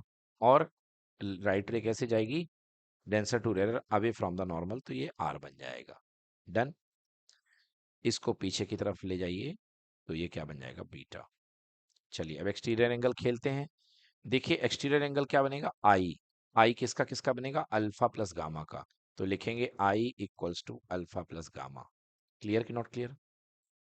और जो आर बनेगा, ये किसका बनेगा बेटा, देखो बीटा का यहाँ पे और यहाँ पे गामा का। तो R equal to beta plus gamma. Clear कि नॉट क्लियर। सो आई किसका बन गया, आई बन गया अल्फा और गामा का, तो I equals to alpha plus gamma, ये देख लीजिए, and R equal to beta plus gamma. Clear कि नॉट क्लियर। बिल्कुल पुट कर दीजिए और आपका डेरिवेशन सॉल्व करने पर फाइनली यही आ जाएगा। आ गया समझ में। यस। तो ये हमारे बिल्कुल के आइडियल डेरिवेशन है, ऐसे ही बनते हैं एक ही जैसे। क्लियर हो गया। चलिए करते हैं इसको। चलिए अगला टॉपिक है बच्चों, लेंस। आपने स्फेरिकल रिफ्लेक्टिंग सरफेस पढ़ लिया है, अब लेंसेज की बात करते हैं। तो लेंस क्या होता है, lens is a transparent reflecting medium bounded by two spherical surfaces, और one spherical surface and other is plane surface. मतलब एक सरफेस कैसी होगी, स्फेरिकल, और दूसरी सरफेस कैसी होगी, प्लेन। या हो सकता है दोनों सरफेस क्या हो, स्फेरिकल हो। क्लियर हुआ। अच्छा, स्फेरिकल में दोनों हो सकती हैं, कॉनकेव स्फेरिकल भी हो सकती है, कॉन्वेक्स भी स्फेरिकल हो सकती है। क्लियर? यस, कॉन्वेक्स और कन्वर्जिंग लेंसेस। ऐसा lens, a convex lens is that which is thicker at the middle and thin at the edges। ऐसा लेंस जो बीच में मोटा होता है और किनारों पर पतला होता है। बेटा आपने आपने कभी बचपन में मैग्नीफाइंग ग्लास का इस्तेमाल किया होगा आग वगैरह जलाने के लिए, छोटे छोटे प्रोजेक्ट सिंपल। तो बेटा आपने देखो ये बीच में मोटा हुआ करता है और किनारों पर पतला होता है। तो ये बेटा सिंपल कौन सा लेंस होता है? Convex lens. समझ में आ गया? ये क्या करता है बेटा? पूरी की पूरी रेस को लेकर के एक पॉइंट पे फोकस कर देता है, कर देते हैं ना, इसलिए इसका नाम है कन्वर्जिंग लेंस। क्या नाम है बेटा? Converging lens. तो बीच में याद रखिएगा, बीच में थिक होता है, किनारों पर पतला हुआ करता है। अब ये अगर अगर दोनों तरफ से कॉन्वेक्स पार्ट हो तो इसको बोलते हैं हम लोग डबल कॉन्वेक्स या बाई कॉन्वेक्स। समझ में आया? अगर दोनों कॉन्वेक्स पार्ट हो, दोनों तरफ से अगर ये उठा हुआ हो तो इसको हम बोलते हैं बाई कॉन्वेक्स।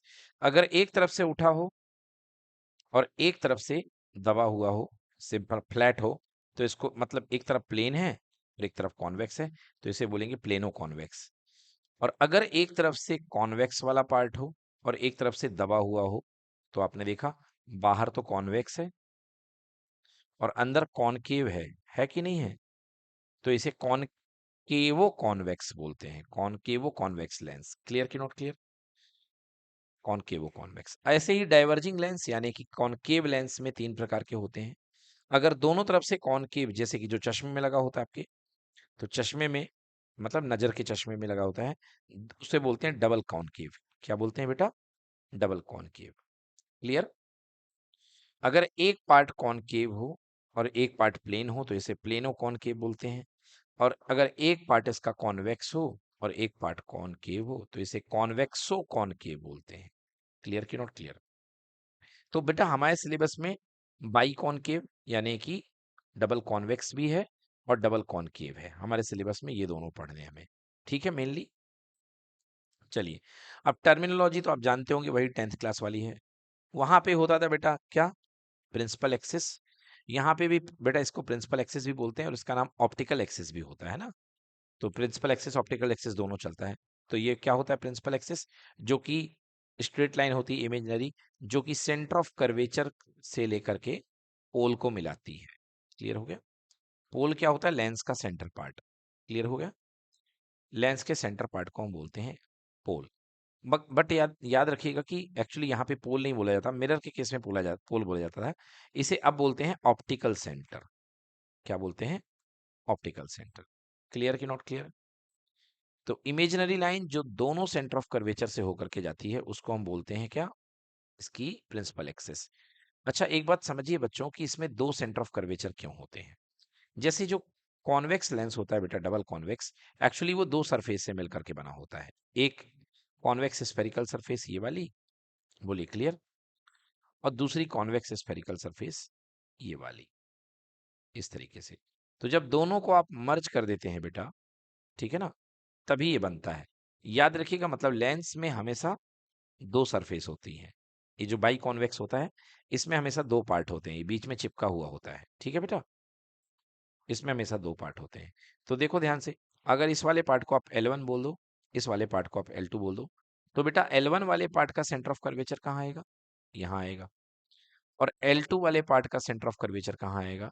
यहाँ आएगा। बताइए आएगा कि नहीं आएगा? क्योंकि L2 इस तरफ जा रहा है और L1 इस तरफ जा रहा है। क्लियर कि नॉट क्लियर?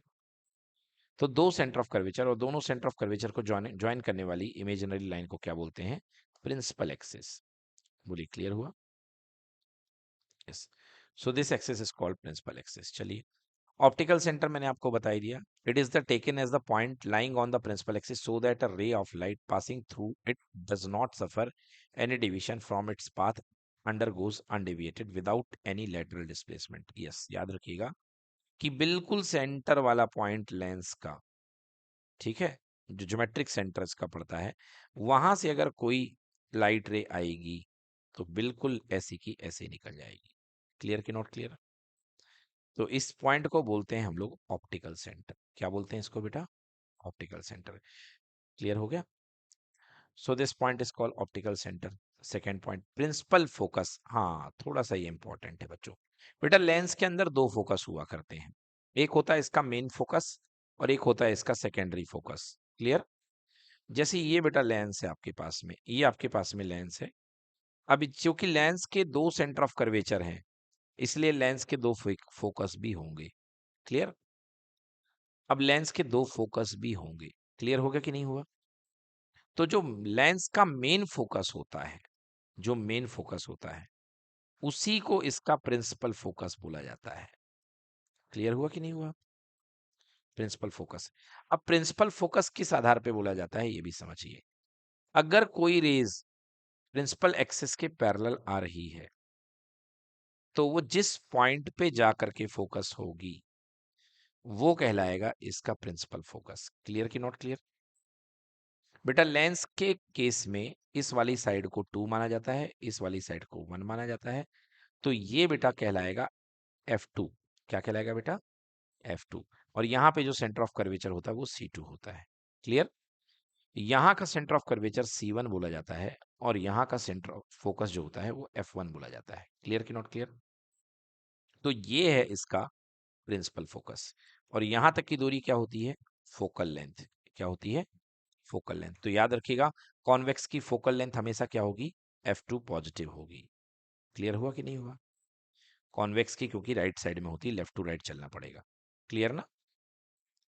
यस। तो ये हो गया इसका प्रिंसिपल फोकस। ये वाला जो फोकस कहलाएगा, क्या कहलाएगा बेटा? ये कहलाएगा सेकेंडरी फोकस। क्या कहलाएगा? Secondary focus. मतलब बेटा ये मेन फोकस है सेकेंड वाला, और ये काम चलाऊ। क्लियर हुआ कि नहीं हुआ? भले सेकेंड नाम है इसका, F2 नाम है, बट मेन फोकस यही है। तो चलिए देखते हैं। When a beam of light is incident on a lens in a direction parallel to the principal axis after the reflection, है ना, through the convex lens, converge, sorry, through a lens, it is converge in case of convex lens and appear to diverge in a case of convex concave lens। जिस point पे ये जा करके converge होती हैं, उस प्रिंसिपल एक्सेस के उस पॉइंट को हम बोलते हैं उसका प्रिंसिपल फोकस। इसी को बोलते हैं मेन फोकस, और इसे हम कैपिटल F से शो करते हैं। क्लियर कि नॉट क्लियर? ये देखिए, कॉन्वेक्स के केस में प्रिंसिपल फोकस जो होता है, ये वाला होता है, सेकेंड वाला F2, और मेन इसकी फोकल लेंथ होती है पॉजिटिव। क्लियर कि नॉट क्लियर? ये कॉन्वेक्स के केस में। अगर आप बात करते हैं कॉनकेव की केस में, तो जस्ट अपोजिट हो जाएगा बेटा। जो प्रिंसिपल एक्सिस के सामने आने वाली रेज होंगी, वो आफ्टर द रिफ्रैक्शन क्या करेंगी? ऐसा लगेंगी एक पॉइंट से आ रही है। ये देखिए, तो ये इधर चला गया, सॉरी, तो लगेंगी यहां से निकल रही है, इधर पे मिलती हुई लगे दिखाई देंगी। क्लियर कि नॉट क्लियर? तो कॉनकेव के केस में तो आपने यहाँ पे जो फर्स्ट फोकस होगा, ये इसका मेन फोकस होगा। मतलब इसकी फोकल लेंथ क्या होगी? नेगेटिव होगी। क्लियर हुआ कि नहीं हुआ? हाँ। तो कॉनकेव के केस में F1 जो होगा वो इसका मेन फोकस होगा, और कॉन्वेक्स के केस में कौन होगा बेटा? F2। क्लियर हुआ कि नहीं हुआ? हाँ। डन। तो यस, ये देख सकते हैं आप, ये इसका मेन फोकस हो गया। इसी को हम बोलेंगे प्रिंसिपल फोकस। ध्यान दीजिए, कॉन्वेक्स का प्रिंसिपल फोकस दाईं तरफ है और कॉनकेव का प्रिंसिपल फोकस बाईं तरफ है। इसलिए कॉनकेव की फोकल लेंथ नेगेटिव होती है और कॉन्वेक्स की फोकल लेंथ पॉजिटिव होती है। क्लियर कि नॉट क्लियर? कॉन्वेक्स का फोकस पॉइंट एक रियल फोकस है, ये रियल फोकस मिलता है, और यहाँ पर आपको वर्चुअल फोकस मिलता है, क्योंकि ये रेस बढ़ानी पड़ती है पीछे की तरफ। क्लियर हुआ बच्चों कि नहीं हुआ? तो ये वर्चुअल होता है। डन। चलिए, अपर्चर। अपर्चर क्या होता है? इफेक्टिव डायमीटर जो होता है लेंस का, उसको हम अपर्चर बोलते हैं, कुछ इस तरीके से। ये देखिए, ये लेंस है, तो यहां से लेकर के यहां तक की जो डिस्टेंस होती है, यही इसका इफेक्टिव डायमीटर है। इसको हम क्या बोलते हैं? अपर्चर। ठीक है? यही जो है लाइट का ट्रांसमिटिंग एरिया है, मतलब लाइट इसी एरिया से ट्रांसमिट हो पाएगी। क्लियर बच्चों? अब आता है इस चैप्टर का सबसे इंपॉर्टेंट और सबसे ज्यादा न्यूमेरिकल वाला डेरिवेशन, जिसका नाम है लेंस मेकर्स फॉर्मूला। इस फॉर्मूले का यूज करके आप अपना मनचाहा लेंस बना सकते हैं। जब आप आंख का चेकअप कराने जाते हैं और फिर चश्मे बनाने को देते हैं, तो बेटा चश्मा इसी फॉर्मूले से सेट किया जाता है बनाने के लिए। ठीक है? हाँ। ये फॉर्मूला होता है 1/f equals to relative refractive index 1 μ2 -1, और 1/r1 -1/r2। क्लियर हुआ कि नहीं हुआ? ये फॉर्मूला हुआ करता है। फिर से एक बार लिख देता हूं मैं, फॉर्मूला क्या होता है। देखिए, 1/f यानी focal length of lens equals to 1 mu two minus 1, 1/r1 माइनस 1/r2। क्लियर बेटा? 1 म्यू टू को आप क्या लिख सकते हो बेटा? Mu two upon mu one, mu two upon mu one minus 1, 1/r1 minus 1/r। Clear कि नॉट क्लियर? जनरली लेंस के केस में सेकेंड अंदर वाला मीडियम तो म्यू होता है, बाहर वाला मीडियम एयर होता है। मतलब म्यू वन इक्वल टू कितना बेटा? एयर।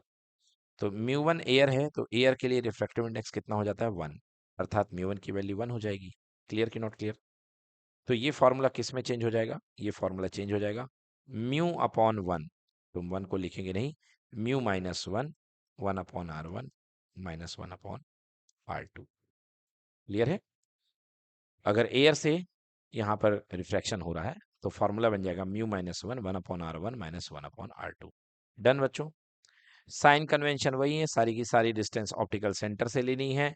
लाइट के डायरेक्शन में जो चलोगे पॉजिटिव लोगे, लाइट के अपोजिट साइड में निगेटिव लोगे। ठीक है ना? कॉन्वेक्स लेंस के लिए फोकल लेंथ पॉजिटिव लोगे और कॉनकेव के लिए फोकल लेंथ निगेटिव लोगे। क्लियर है बच्चों? एजम्पशन, एजम्पशन देख लीजिएगा।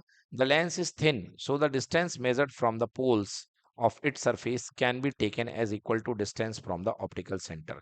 देखिए, जैसे कहने का मतलब ये बेटा कि आप कहोगे कि सर जो भी डिस्टेंस होगी, दो चीजें हैं। जैसे मान लीजिए हमारी एक्चुअल डिस्टेंस तो यहां से आएगी। जैसे मान लीजिए यहाँ पर कोई ऑब्जेक्ट रखा हुआ है। क्लियर बेटा? तो ऑब्जेक्ट रखा हुआ है, मान लो यहाँ पर कोई ओ ऑब्जेक्ट रखा हुआ है, ऑप्टिकल इसको ए ले लो मान लो। तो बेटा आप यहां से डिस्टेंस, और लेंस पतला होता है, तो आप यहाँ की डिस्टेंस को कहाँ मानोगे? यहीं पर मानोगे। मतलब पॉइंट एम है बीच में और अंदर ओ है, तो आप क्या कहोगे? M tend to O. मतलब जो एम है वही ओ है। क्लियर कि नॉट क्लियर? मतलब सारी डिस्टेंस आपको पोल से लेनी है। ठीक है ना? हाँ, भले पॉइंट थोड़ा सा बाहर मिले आपको, बट आपको पोल से ही लेना है, तो ये कहा जा रहा है फर्स्ट लाइन में। ठीक है? Second, the object consist of only point lying on the principal axis of the lens. जो भी हमको यहाँ पे ऑब्जेक्ट लेना है वो पॉइंट ऑब्जेक्ट लेना है। जैसे अभी हमने रिफ्रैक्शन सरफेस के लिए लिया था, तो यहाँ पे हम क्या लेंगे बेटा? Point object. क्लियर हो गया? एपर्चर बहुत स्मॉल होना चाहिए। लेंस का एपर्चर क्या होगा? बहुत स्मॉल। ठीक है ना? और incident ray and refracted ray make small angle with the principal axis. मतलब जो यहाँ पे तमाम एंगल होंगे अल्फा बीटा, वो बहुत क्या होंगे? बहुत ही स्मॉल होंगे। क्लियर कि नॉट क्लियर? मतलब जो spherical refractive index, sorry spherical refractive median पे जो एजम्पशन थे वो सब के सब यहाँ पे लग रहे हैं। ठीक है बच्चों? अब आइए चलते हैं सबसे इंपॉर्टेंट फॉर्मूला इस चैप्टर का, derivation of lens makers formula for convex lens. ठीक है? तो हेडिंग बना सकते हैं आप लोग कॉपी में, लेंस मेकर्स फॉर्मूला। इसका डायग्राम बहुत इंपॉर्टेंट है, इसके डायग्राम में ही सब कुछ है। लेंस मेकर्स फॉर्मूला, चलिए तो हम सॉल्व करते हैं लेंस मेकर्स फॉर्मूला में। और मैं आपको थोड़ा सा रिकॉल करा दूं, हमारे पास जो फॉर्मूला था आपको याद होना चाहिए। रेयर से डेंसर के लिए जो फॉर्मूला था वो था mu two upon we minus mu one upon you equal to mu two minus mu one upon R. Right? और डेंसर से रेयर के लिए जस्ट उल्टा हो जाता था, mu one upon we minus mu two upon you equal to mu one minus mu two by R. Right? तो lens maker formula start करते हैं। ये दो डेरिवेशन हमारे बहुत काम में आएंगे इस फॉर्मूले के दौरान। आइए देखते हैं क्या करते हैं। सबसे पहले बेटा हमारे पास में एक लेंस है। क्लियर बेटा? ये लेंस आपको जो है एक्स वाई लेंस आपको दिखाई दे रहा है। ऑब्जेक्ट हमारे पास पॉइंट ऑब्जेक्ट ओ है। ठीक है? सबसे पहले ओ से चलने वाली रेज जा करके इस पॉइंट पर पड़ेगी। ठीक है बेटा? ये बताइए बेटा, पहला वाला जो सरफेस है क्या ये convex spherical, convex refracting surface है कि नहीं है? जो फर्स्ट वाला सरफेस दिख रहा है, क्या ये कॉन्वेक्स रिफ्रैक्टिंग सरफेस है कि नहीं है? बिल्कुल है। और ये क्या करेगा? रिफ्रैक्शन करेगा इसका। क्लियर बेटा कि नहीं? क्लियर हो गया? तो देखिए यहां से रेस चलेगी और इसका रिफ्रैक्शन करके ये इमेज बनाएगा I1। किस सरफेस की बात कर रहा हूं मैं बेटा? बाहर वाले की। समझ में आ गया? हाँ।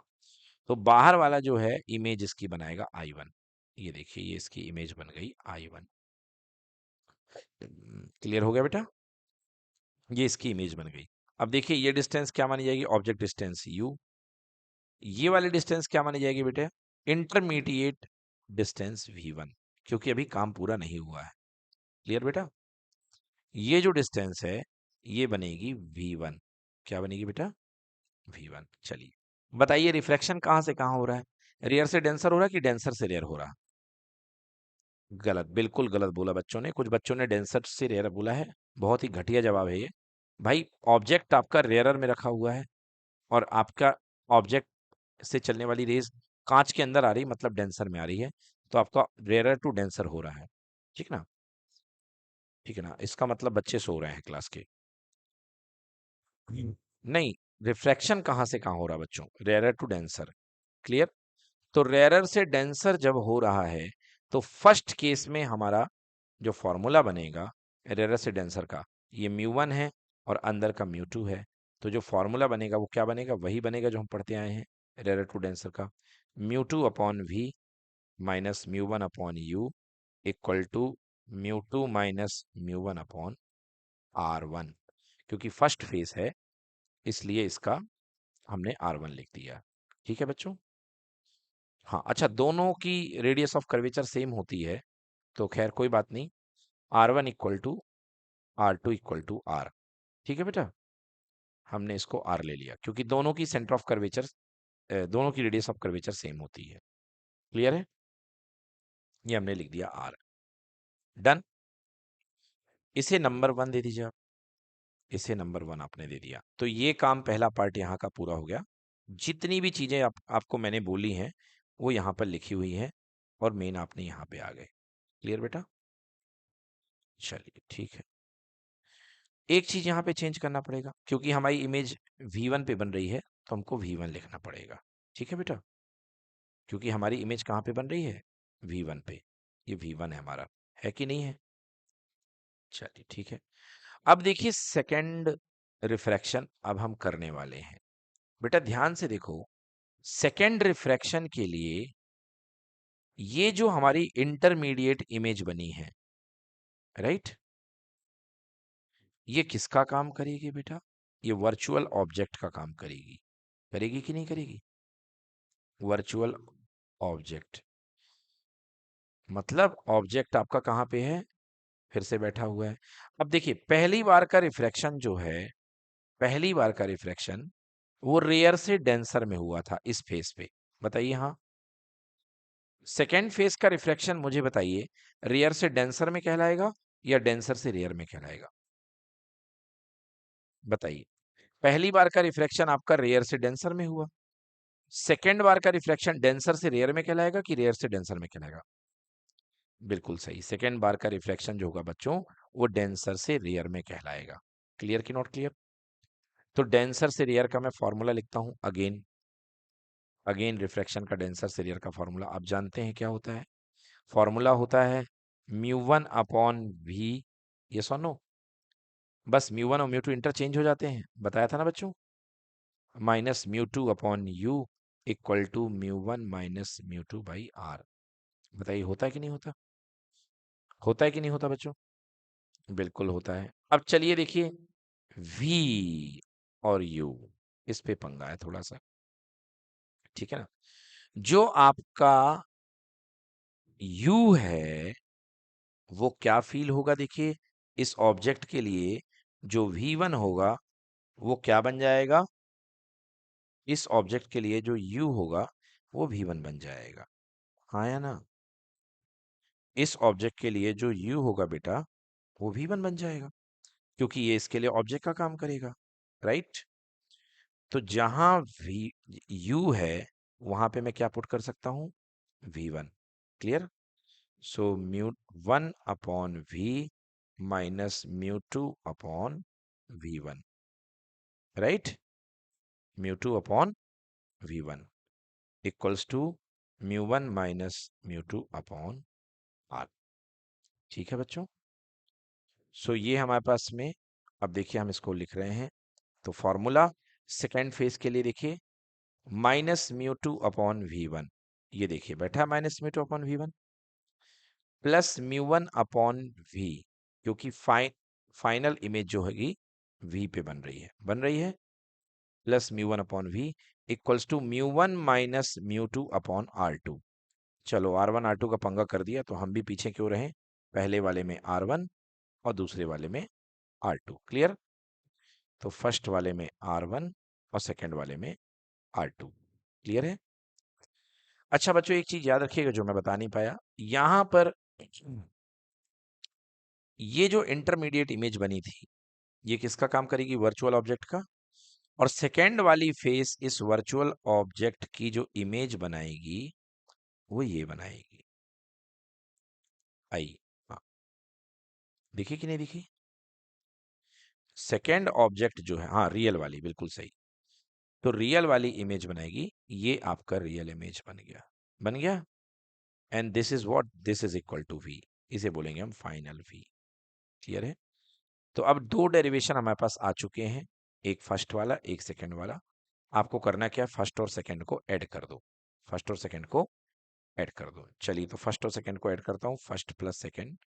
तो फर्स्ट वाला डेरिवेशन क्या था, mu two upon V one minus mu one upon U equals to mu two minus mu one upon R one. था कि नहीं था? प्लस सेकेंड वाला डेरिवेशन, सेकेंड वाला डेरिवेशन देखिए कितना है। तो इसको एक सेकेंड, जब हम ऐड कर रहे हैं तो थोड़ा सा जगह दे दो भाई, एक मिनट बेटा। Equal to mu two minus mu one upon R one. था कि नहीं है? चलिए सेकेंड वाला ऐड कर दो, mu one upon we minus mu two upon V one, एक और यहाँ पे ऐड करो mu one minus mu two upon R two. Right? अब देखिए यहाँ से mu two upon V one plus का mu two upon V one minus का कैंसिल हो गया। भाई हमने दोनों को ऐड कर दिया ना, फर्स्ट और सेकंड को। ठीक है ना? चलिए अब देखिए इसको लिख दीजिए, ये क्या बन गया, ये बन गया mu one upon we minus mu one upon U. Clear?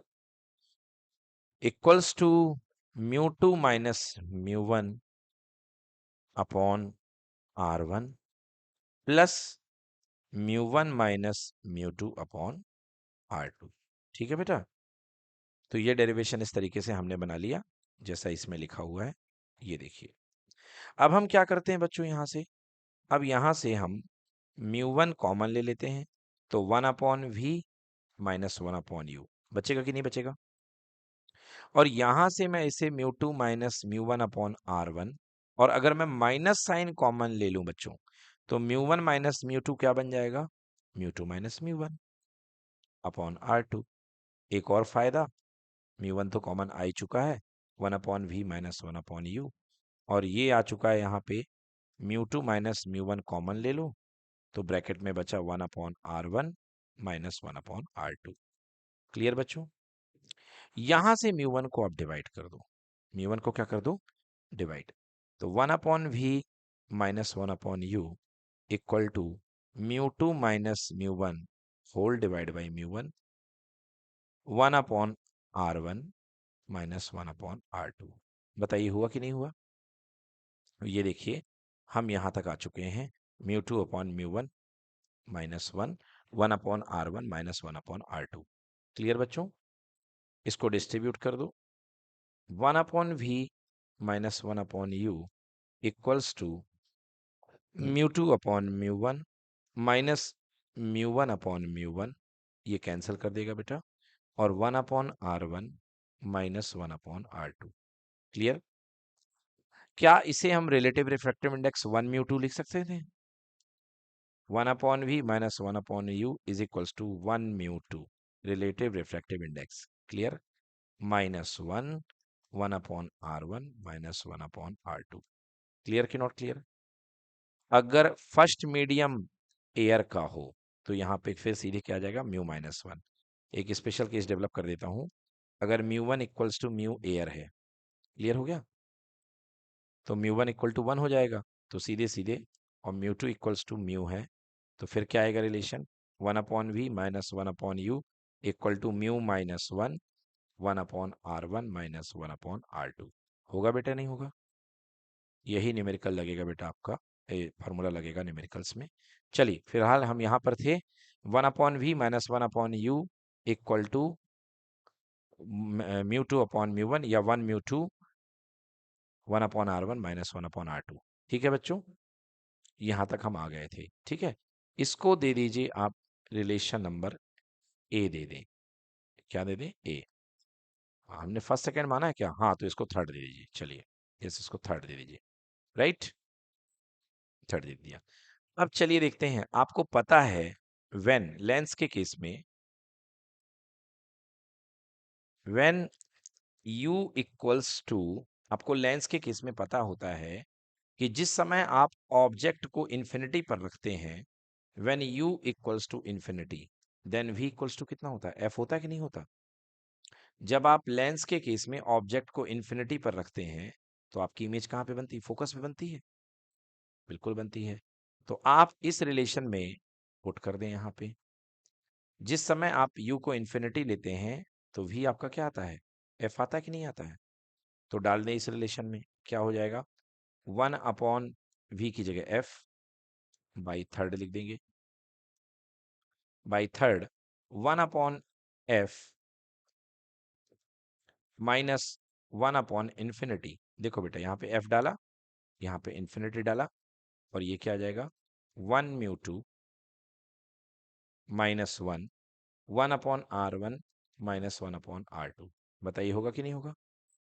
सो बेटा ये हो जाएगा one upon F, one upon infinity कितना हो जाएगा? Zero. One mu two minus one, one upon R one minus one upon R two. Clear कि not clear? मतलब one upon F की value, one upon F equals to one mu two minus one, one upon R one minus one upon R two. Clear कि not clear? तो ये हो गया आपका lens makers formula. Clear है? ये आपका बन जाएगा लेंस मेकर्स फॉर्मूला। क्लियर है बच्चों? यस, ये देखिए, so one upon F equal to one mu two minus one, one upon R one minus one upon R two. ठीक है? Yes, this is what, this is lens makers formula for, नहीं, किसी भी lens के लिए बेटा, वैसे ये किसी भी लेंस के लिए हो जाएगा। दोनों पे अप्लाई होता है, बट हमने डेरिवेशन फिलहाल कॉन्वेक्स के लिए किया बच्चों, याद रखिएगा इस चीज को। मगर ये दोनों लेंस के लिए सेम आता है, चाहे कॉन्वेक्स के लिए करो चाहे कॉनकेव के लिए करो। क्लियर हो गया? तो ये क्या कहलाता है? This formula is called lens makers formula. इस फॉर्मूले को हम बोलते हैं लेंस मेकर्स फॉर्मूला। क्लियर बच्चों? अब इसके आगे आता है, एक और आता है जिसका नाम है लेंस फॉर्मूला। क्या बोलते हैं? Lens formula. ठीक है ना? लेंस फॉर्मूला आपने 10th क्लास में ही पढ़ा है। तो लेंस फॉर्मूला कैसे करेंगे? देखिए, आपने अभी अभी क्या देखा? आपने इक्वेशन नंबर थर्ड से देखा, ये वाला relation by three. By three आपने क्या देखा? One upon we minus one upon you equal to one mu two minus one, one upon R one minus one upon R two. बताइए दिखा कि नहीं दिखा आपको? This was equation number three. And by equation number four, by fourth, fourth कौन सा है बेटा? ये वाला lens makers formula. Clear? By lens maker formula आपने क्या निकाला? One upon F equal to one mu two minus one upon R one minus one upon R two. यही निकाला ना आपने फोर्थ में? क्लियर कि नॉट क्लियर? तो आप ध्यान से देखिए, इसकी जगह आप वन अपॉन एफ पुट कर सकते हैं कि नहीं पुट कर सकते हैं? सो आप लिख सकते हैं by three and four, one upon F equals to one upon we minus one upon U. ये कहलाता है लेंस फॉर्मूला। क्या बोलते हैं बेटा इसको? Lens formula. समझ में आया? तो अगर आपको लेंस फॉर्मूला डिराइव करने को आता है, तो पहले आपको पूरा यहां तक बनाना पड़ेगा लेंस मेकर्स। ठीक है ना? लेंस मेकर्स बनाना पड़ेगा, फिर इक्वेशन नंबर फोर और इक्वेशन नंबर थ्री को आपको रिलेट करना पड़ेगा, जिससे कि आपका लेंस फॉर्मूला बन जाएगा। क्लियर बच्चों? यस, तो ये हो गया आपका लेंस फॉर्मूला।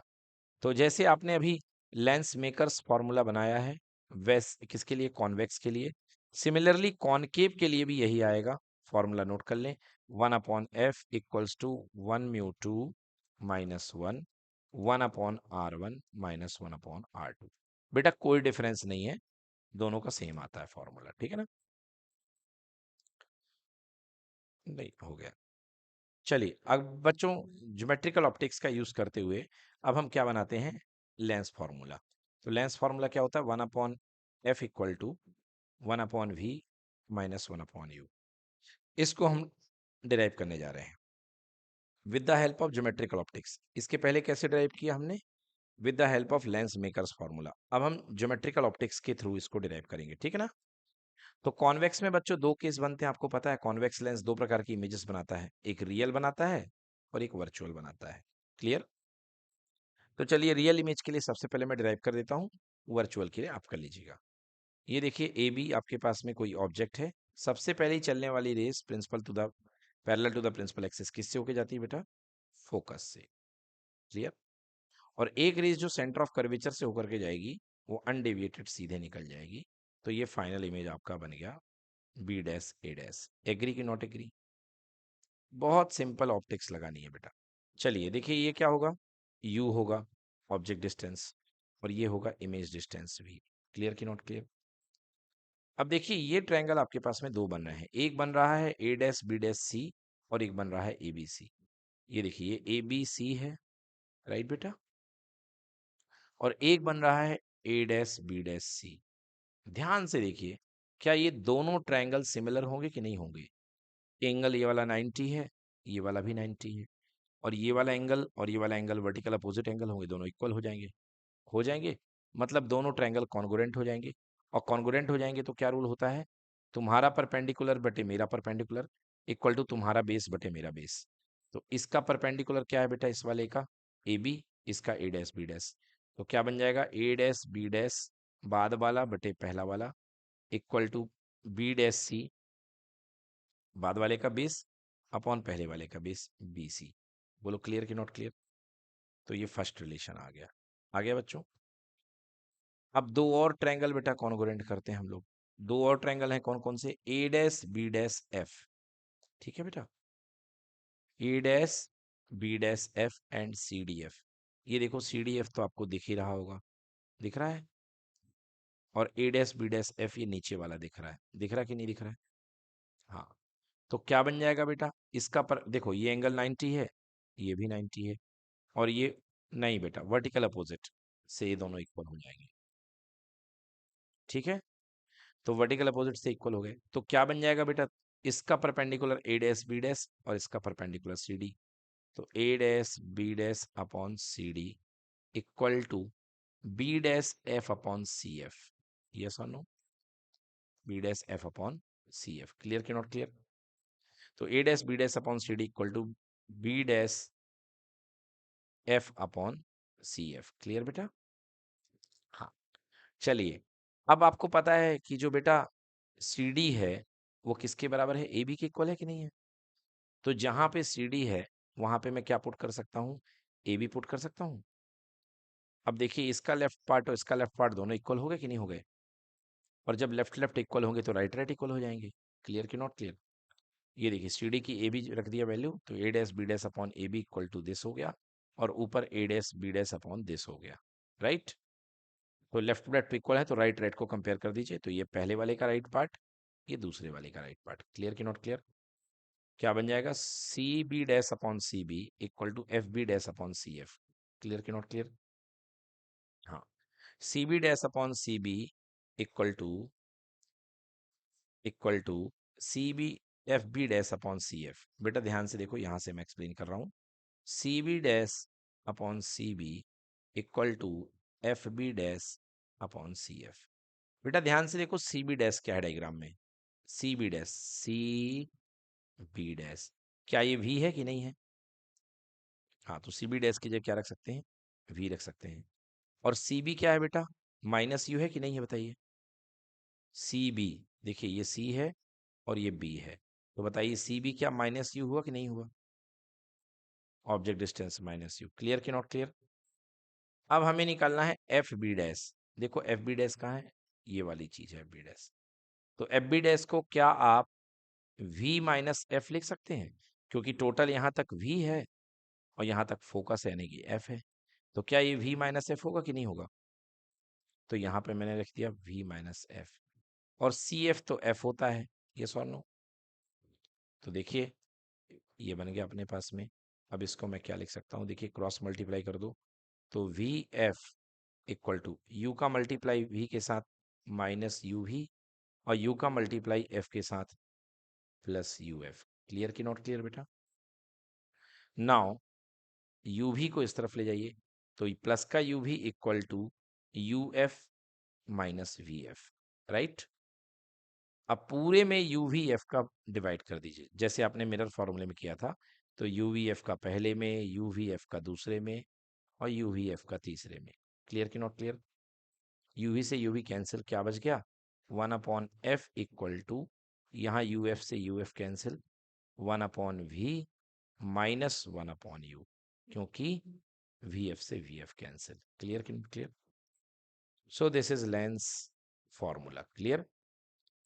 ऐसे ही बच्चों आपको वर्चुअल इमेज के लिए बना लेना है, आप समझ में आ जाएगा बड़े आराम से, कोई दिक्कत नहीं होगी, बना लीजिए, ठीक है।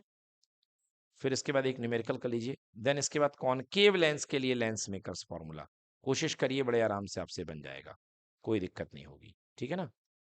सिंपल आपको ट्रायंगल वाले ऑप्टिक्स वाले सिमिलरिटी लगानी है जो आपने पढ़ा है। देन इसके बाद लीनियर मैग्निफिकेशन ऑफ लेंस। तो लेंस का magnification equal to size of image divide by size of object, that is equal to A dash B dash upon A B equal to I upon O. Clear? तो इसका भी derivation बड़े आराम से आप बना सकते हैं, जरूर बनाइए। इसके लिए कॉन्वेक्स और कॉनकेव। अगला आता है बेटा पावर का derivation. What is power? Power is equals to 1/, focal length. Clear बेटा? और लेंस फॉर्मूले से 1/f हमने क्या निकाला था? Mu minus one, 1 mu 2 minus one, 1/r1 माइनस 1/r2। तो यही पावर का फॉर्मूला हो गया। क्लियर हो गया? यस। कोई दिक्कत? हाँ, पावर का यही फॉर्मूला है, वन पावर का मेकर्स फॉर्मूला, ठीक ना, लेंस मेकर्स फॉर्मूला से। और नॉर्मल फॉर्मूला होता है P equal to 1/f। Clear? Now power की यूनिट होती है डायप्टर, और वन डायप्टर कब होता है? जिस समय F इक्वल टू 1 होता है, क्योंकि P is equals to 1/f। तो F को अगर आप 1 मीटर कर दोगे तो पावर कितनी आ जाएगी? 1 डायप्टर। क्लियर कि नॉट क्लियर? हाँ। तो एक डायप्टर क्या होता है? एक डायप्टर उस लेंस की पावर है जिसकी फोकल लेंथ कितनी होती है? 1 मीटर। क्लियर बेटा? कोई दिक्कत? हाँ, तो याद रखिएगा पावर का formula, power equals to 1/, focal length, ठीक है ना। Power P equals to 1/, focal length. और फोकल लेंथ याद रखिएगा मीटर में रहेगी। इसमें रहेगी मीटर में। और अगर आपको सेंटीमीटर में दी गई हो फोकल लेंथ, तो आपको क्या करना पड़ेगा? सेंटीमीटर को मीटर में बदलने के लिए क्या करना पड़ेगा? 100 को डिवाइड करना पड़ेगा। तो 100 ऊपर चला जाएगा, सो कितना आ जाएगा? 100/f इन सेंटीमीटर। क्लियर? समझ में आया बच्चों? तो ये पावर का पूरा पार्ट यहाँ पे फिनिश हो जाता है। ये पावर हो गया खत्म। अब इसके बाद आपको न्यूमेरिकल्स करने हैं। ये पूरे पूरे लेंस के न्यूमेरिकल हैं, बेहतरीन बेहतरीन, इसको करिए, ठीक है। और आपका इसके बाद शुरू होता है प्रिज्म, और थोड़ा सा आएगा कॉम्बिनेशन ऑफ लेंसेस, ठीक है ना। तो लेंस का कॉम्बिनेशन का डेरिवेशन तो नहीं है, बस इसका थोड़ा सा आपको एप्लीकेशन वाला पार्ट है, हम वो कर लेंगे। डन।